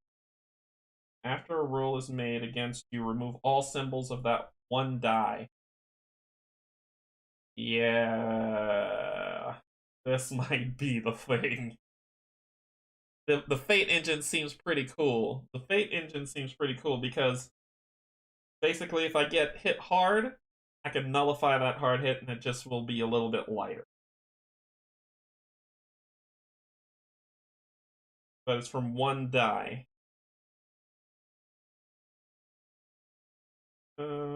I'm stuck between those 3. The wand isn't really going to do me. I'm not building a caster. So I'm stuck between these 3. The fight drive, which I could give to Zeke to make him even more of a killer. Because, like I said, I'm going to make him a stabbing madman. The Fate engine, which will remove a symbol from 1, I can count that out. Or the earring, which after making a roll, re-roll any of your dice.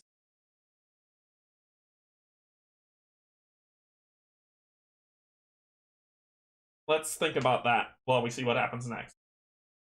That ends Zeke's turn. Aloa's dead. Remy's turn. Fly. 1, 2, 3, 4. We're out. And we made it. End turn. Okay. So when we reward, it says each party member gains 1 XP, then restore adventurers. Hey. So we go up to 5.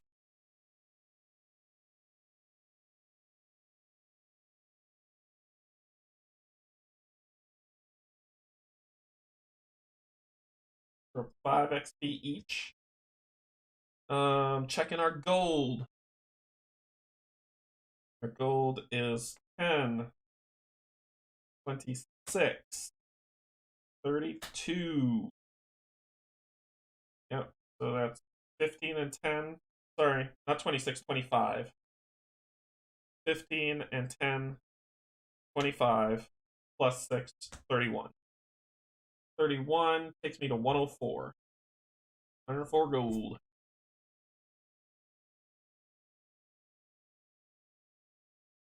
Okay, so it says we get our XP, then restore adventurers, continue to getting cocky, page 35.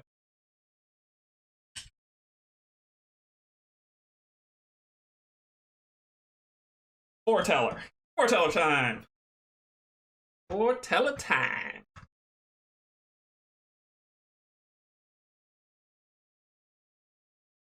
Like that.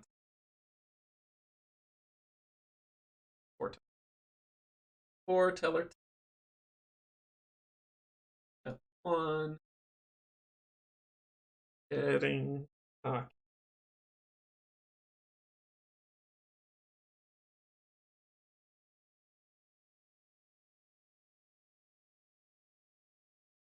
Here it is. And that's the one. Just verifying. Continue to getting cocky, page 30. Yeah. Uh, win condition. Yep. All right. Time for me to be quiet and let's enjoy some Fortnite. Getting cocky. I told you guys we were ready for this. Nightingale pushed aside the last of the monstrous remains. The sound of strange footfalls now moved away from them. We're like the best team ever. Pretty sure that deserves a round of high fives. Nobody mocked her enthusiasm this time. Expressions of satisfaction and pride were universal. Even Rook looked proud. I guess you were right, Nightingale. This wasn't such a bad idea after all. Remy returned Nightingale's grin. We're gonna be heroes. Okay, then it says go on to a strange pedestal on 37. So, strange pedestal, we go.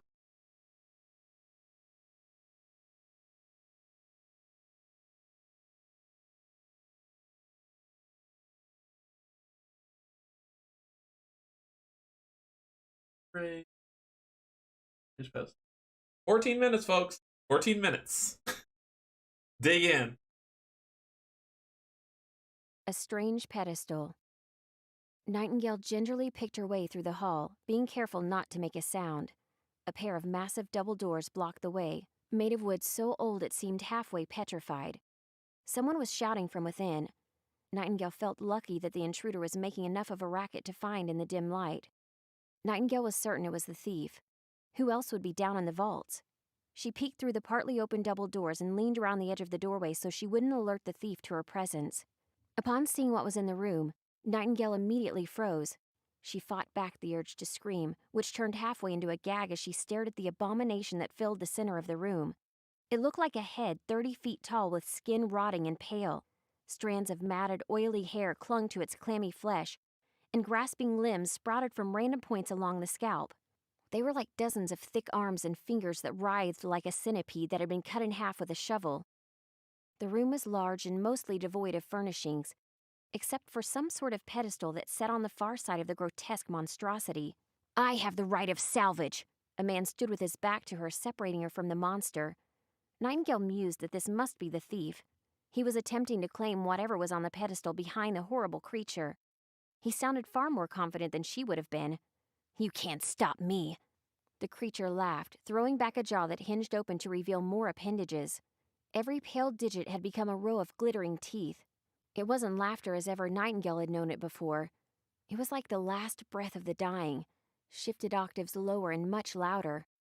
I am Hogrifar, Lord of the Vaults. I have right to every treasure here. Not this one, the thief said, stepping forward. Curiosity fought against her fear, and Nightingale moved closer to get a better look at what the thief was trying to steal. Atop the pedestal, she could see a rather benign-looking shard of rock. Its faint glow reflected a red hue from the cushion it was on. It looked as if it was placed deliberately, but by whom she didn't know. You have no use for such an artifact, the thief started yelling now. Let me pass, and I'll make it worth your while. The creature Hogriffer furrowed its obscene brow as if contemplating the offer. Then something tumbled across the ground. Nightingale accidentally kicked a stone across the floor, and the creature looked in her direction, its single gigantic eye fixing on her. Her heart seized in her chest as the monster's apparent amusement turned to anger. Coward! You couldn't face me alone? This thief is less than a worm. It raised one of its massive tooth-filled mouths at the end of an elongated finger as thick as Rook's torso. Nightingale tensed. Get back! Her shout came too late. There was a harsh tearing sound like she might have heard in a butcher's shop as Hogriffer ripped open the man's belly. Blood sprayed through the air with an audible gurgle. The thief fell. No! Her body moved on instinct, and before she knew what was happening, she was sprinting towards his limp figure. Get away from him! Her friends jumped into action as well. She felt a surge of pride filling her, knowing that she hadn't been abandoned. The monster swept aside their blows like it might an annoying insect. Their attacks slid like water from its hide without effect. Rook went slamming backward as a massive finger knocked the air from his lungs and sent him tripping over himself. Remy and Zeke weren't far behind, each sent flying with casual ease. Nightingale charged, leaping with her weapon outstretched, but it caught her in midair with a swipe, smacking her across the middle and tossing her through the air like a child's toy. She was only dimly aware of striking the ground. Her weapon was sent spinning out of her grip as she slid to a stop. Behind her, The sound of cruel laughter echoed through the chamber. Nightingale didn't lie still for very long. She felt her tail twitch, her limbs spasming one at a time as she regained control. Gurgling breaths came from somewhere so close she could almost feel the heat. Nightingale fought the pain, forcing herself to sit up. The world was still spinning, but it was clear enough to see what had happened. The monstrous hographer had knocked her towards the injured thief. There was more blood than Nightingale had ever seen in her life. It pooled on the ground around him. The torn threads of his shirt mixed freely with the wound. For a moment, time stood still as she tried to process the image. She crawled weakly forward along the ground, reaching the thief. "I'm coming," she squeaked, her voice coming out in a slur. She clawed her way through the grime, fumbling through her gear with one shaking hand. "Damn you! Get away from me!" He coughed, blood pouring from his lips as he tried to shove her vainly away with one hand. "Get away!" Nightingale ignored him. The man was obviously in shock. He didn't know what he was saying, and there was no chance she would listen. "I'll stop the bleeding or something." She searched desperately for the source of the blood pooling from his wound. She pushed but couldn't manage enough pressure to do anything but cover her hands in warm, thick fluid. The man's skin was pale, his insides open and exposed. Every second brought another pulse of blood, some splattering on her bare skin. Get away!" The man's breathing was slowing to a dull rattle. He pushed on one of her legs, but the gesture was as futile as her attempt to stem the blood. "I'll help you," she insisted again, leaning closer. There was probably healing magic for a wound this terrible, magic that someone who'd actually earned a spot in the demiurge would know. "Malum." The word came out in a hoarse rattle, bubbles foaming at the thief's mouth as he gasped. He suddenly shook one last time, then finally fell still. Nightingale watched him die. There was a moment of silence. She didn't notice that her friends were still stunned from their blows. She didn't think about the horrible monster behind her. Nothing made sense as she stared down at the body. Then something started to hiss and bubble in front of her. The corpse wasn't still. Something darker than blood seemed to be leaking from his face. Nightingale pushed away from him, blood still coating her arms and soaking into her clothes. A few moments proved the tar-like ooze was not leaking. It was clawing its way out, pouring out of the man's mouth and piling up atop him.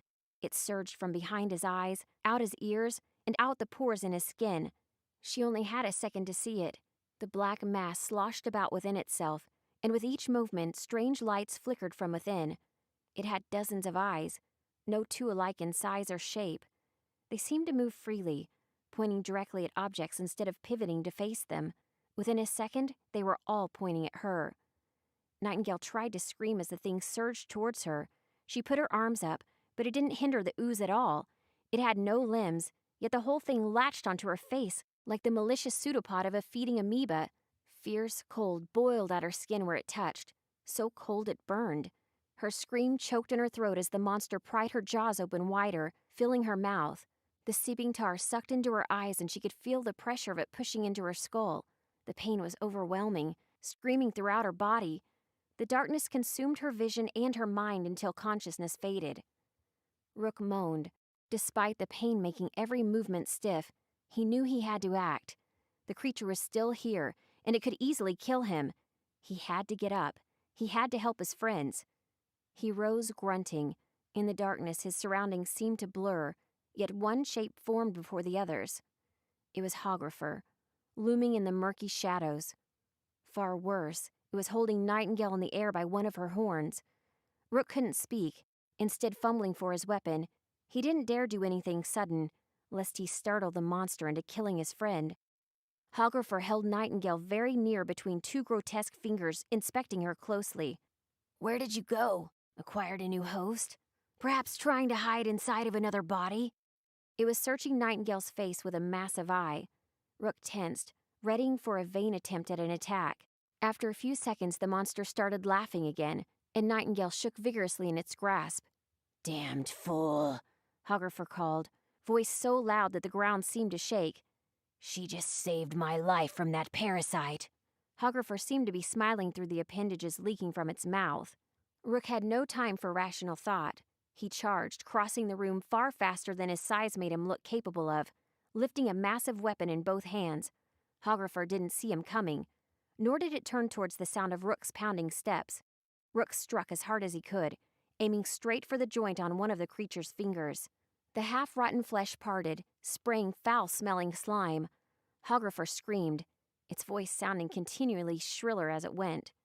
Nightingale landed with a sick-sounding thump at Rook's feet. Rook didn't slow as he scooped her into his arms, leaning towards the smallest, shortest door in the room. "Follow me," Rook bellowed towards Zeke and Remy. Despite their recent beating, the two were both on their feet and weren't far behind him. They ran for their lives. Rook couldn't have said where he went. At each fork and junction, he picked a direction at random, so long as the way through looked clear. The ground shook behind them, and Hographer's terrible screeching still sounded in his ears. Rook ran until his guts started to ache, oblivious to anything but the placement of his feet and Nightingale in his arms. The sound of pursuit faded to a distant echo, and only then they could stop. Rook dropped to his knees, lowering Nightingale to the ground in front of him. Zeke was first to speak, his voice so casual it sounded forced. "Did either of you catch the way we came?" No." Remy dropped to the ground beside Rook, nudging at Nightingale's cheek with one hand. To Rook's great surprise, Nightingale started coughing. She whimpered like an injured animal. Her eyes opened, and for a quick instant they seemed cloudy. "What happened?" she moaned. "Are you all right?"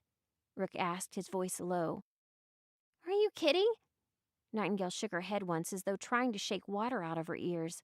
"What the hell was on that pedestal that was worth fighting a monster like that? And what was that horrific dark creature that came out of the dead thief?" Everyone gave her a strange look before Rook asked, "Something came out of the thief? What do you mean something came out of the thief? I only saw the giant head Hographer." Nightingale shook her head trying to remember, but it was all a blur. "Oh God, I'm not sure."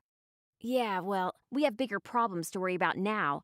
Zeke gestured around the little room, some kind of old storage area off the main hall by the look of it. "We're lost. I was trying to keep track of where we went, but I don't have a goddamn clue anymore.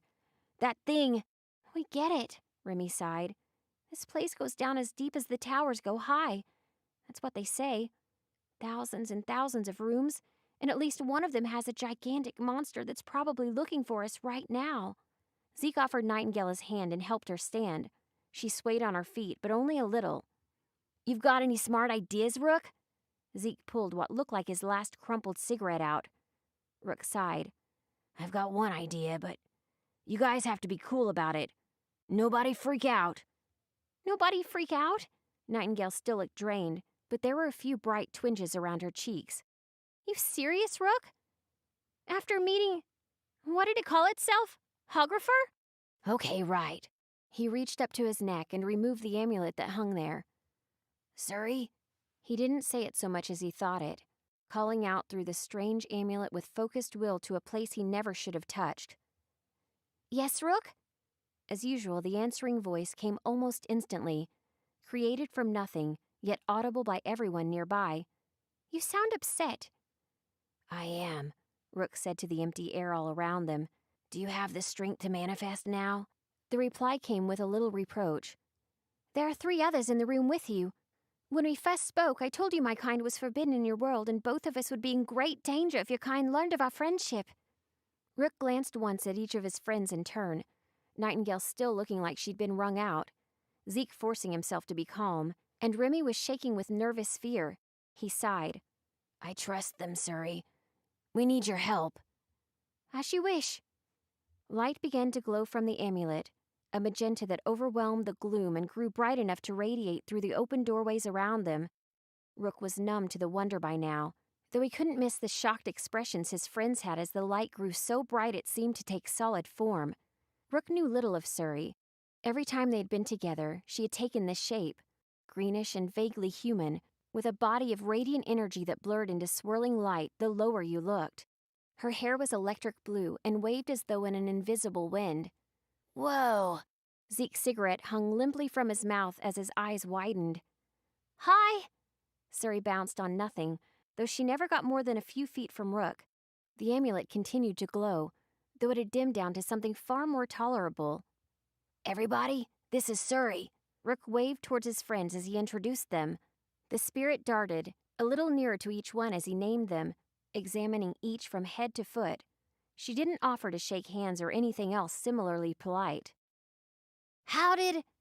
Rook cut Zeke off with a tired gesture. Later, he turned, fixing his eyes on the glowing spirit. Surrey, we're completely lost down here. Can you help us find a way out? Remy gasped as Surrey vanished. Did she just leave us? She said with a concerned look. Rook shook his head. It's complicated to explain. If she left us, the amulet wouldn't be glowing. Before he could explain further, Surrey returned in a bright flash of purple light. I found the way, Surrey grinned, pointing with one hand at a nearby open door. A glowing trail formed in that direction. Best get moving. Okay, we go to 32, a way out.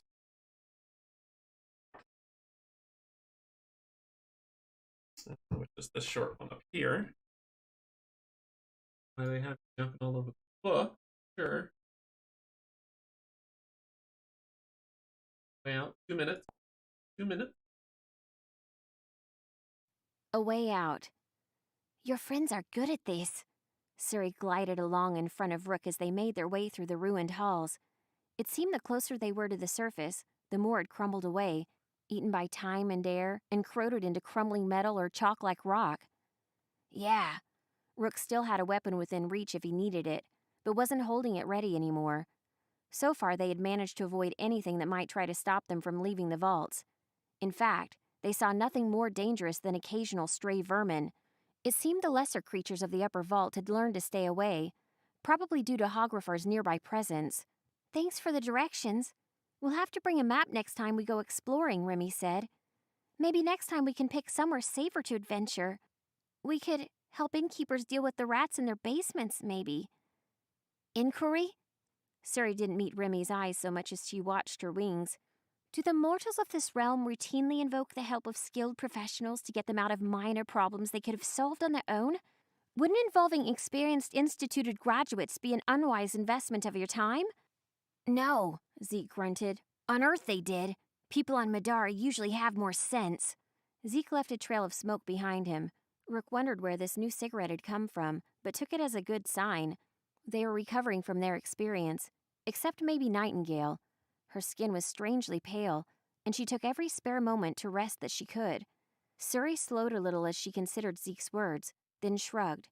It was one of the first gestures she had learned to imitate, though Rook still wasn't sure if it meant the same thing to her. This is the way out. The security bar on the other side is unlocked, so you should be able to open it. She gestured at a strange section of wall where intricate metal clamps anchored to a round metal door. There had been words written here once, but Rook couldn't make them out anymore. They pushed together, and the rusting door squeaked slowly open, letting them out into the ground surrounding the white spires. Zeke led the group towards his family manor, and nearly 20 minutes later they had arrived at the Zhang House, a large white building Zeke called home. Okay. Dark past 40. How long does this get? And our castle. Doing city stuff. Okay. Alright. Not gonna hold you hostage. You've been very kind and sticking with me. When we pick up... Ooh, this is a lot. Let me see. I guess what I'll do is tomorrow when I stream, there's a lot to go through. How much time we got? Let me see what the time is for Dark Passenger. See if we can cut it in half. Dark Passenger 7 minutes, and then Arson Castle's 11. We'll do Dark Passenger now, and then we'll do Arson Castle tomorrow, and then go on to what's next, because this goes to Arson Castle 42 here. Arson Castle goes through all this, and then it says continue to story round the city of Alenia, page 47. To where we do story round to do stuff. And then as a group, choose one of the following and then proceed what's listed above. says main quest back to the vault is where we're going, which is 6.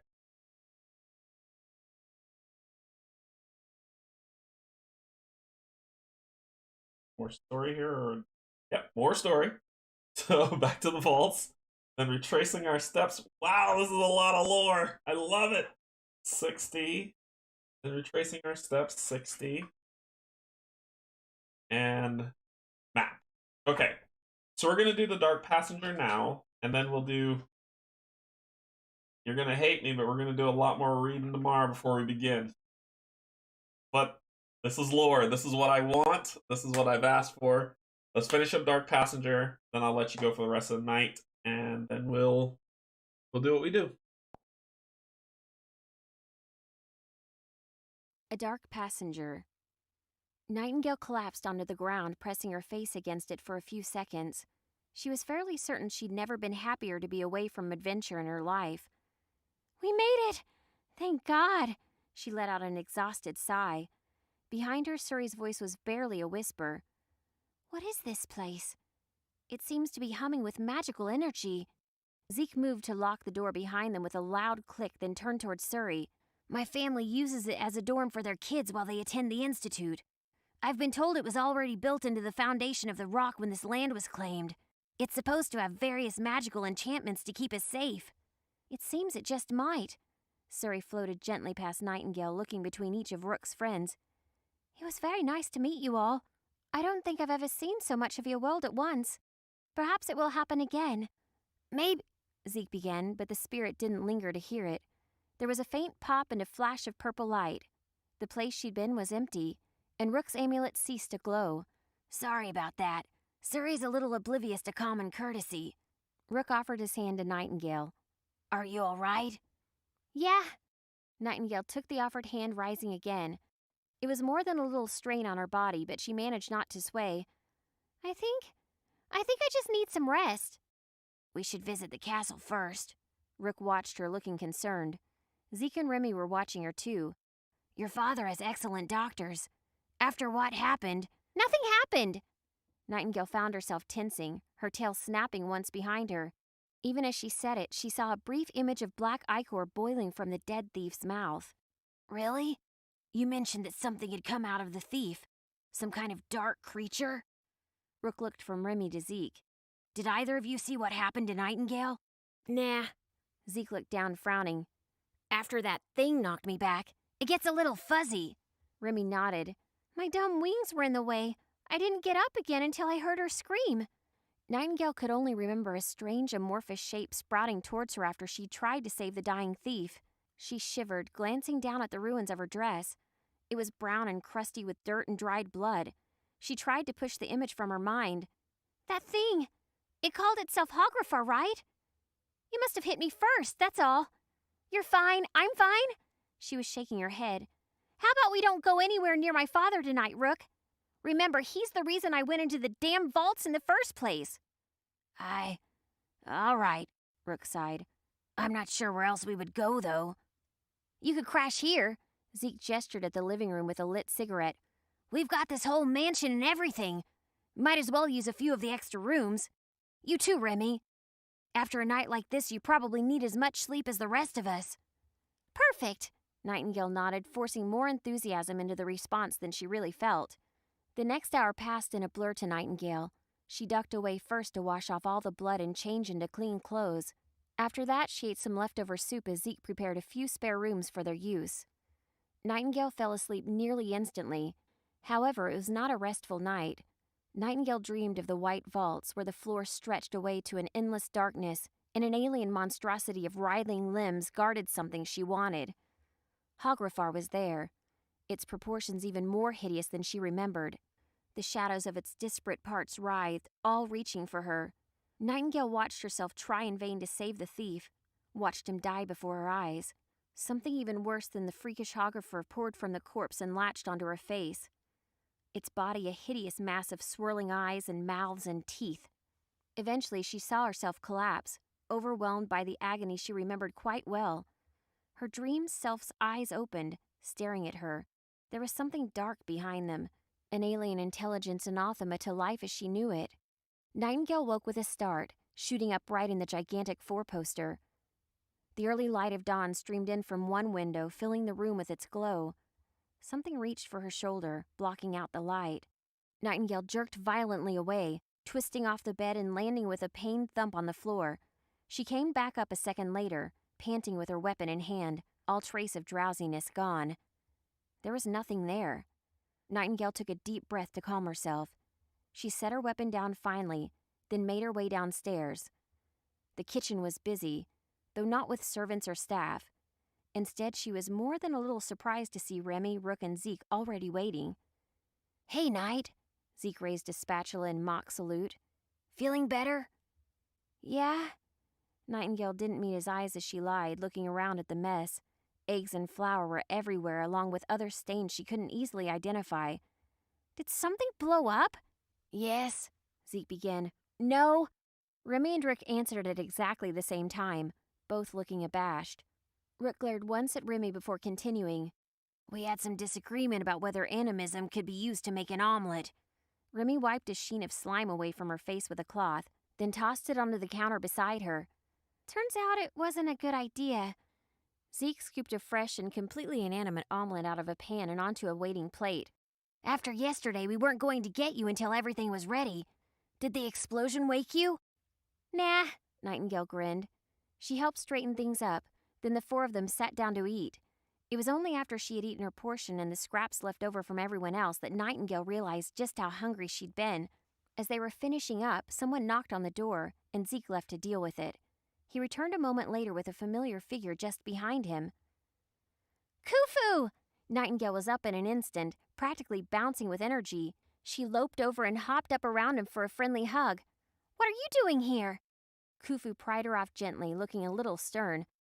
"Your father sent me. You're urgently needed back at the castle." He looked between them. "Zeke, you've been called for as well."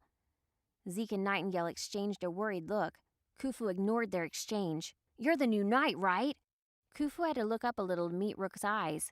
"You too." "Oh, you guys are so screwed," Remy drawled with a worried tone. "I bet they found out what happened last night." Khufu turned, facing Remy with obvious confusion. "What? What do you mean? What happened?" Remy looked away, one of her wings twitching. Never mind. In either case, I'm not royalty and I'm not Nightingale's knight. I'm sure your family won't want me to tag along." Nightingale bit her lip, considering. It probably wasn't a good idea to antagonize her father after being summoned for discipline. She darted over, hugging Remy briefly. "I don't care." She was smiling at Remy now. "Please come with us. Forget what my father wants. I want you there." "Oh, okay." It was hard to tell if Remy looked nervous or relieved. "It's not like I've got anywhere else to be, now that we've graduated and all." "The sooner we leave, the better." Khufu glanced back at the hallway he came from. He looked a little worried now. "King Balthazar didn't say what this was about. He only said that I had to fly here as fast as I could." "I've got a pretty good idea what it's about," Nightingale groaned, running one hand through her unruly hair. So much for having enough time to get ready. "Let's just go. Waiting for him to get even angrier isn't going to make it any better." Okay, so we're gonna stop there. Looks like we gotta find out what's going on at Arson Castle, but there's a lot more lore. So there's Arson Castle. After we finish Arson Castle, we're gonna do stuff at the city. After we finish the city, we're gonna go back to the vault. Um,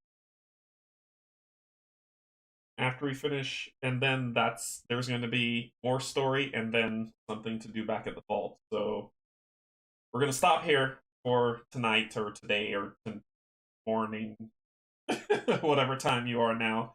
And I'm gonna say thank you for joining me. Lots of lore to come, which I enjoy so much. Thanks RC, thanks Matt, thanks everybody who just kind of was helping me going through this. Remember, we're playing this together, so I appreciate your patience and your kindness in terms of me learning the ropes. I'm not going to get all this stuff right on the first go. That's just how board games go for me. I will get them right, and we'll learn together, and it'll be fun. So thank you, my Patreons. I appreciate you so much. Thank you, my YouTube subscribers. I appreciate you as well.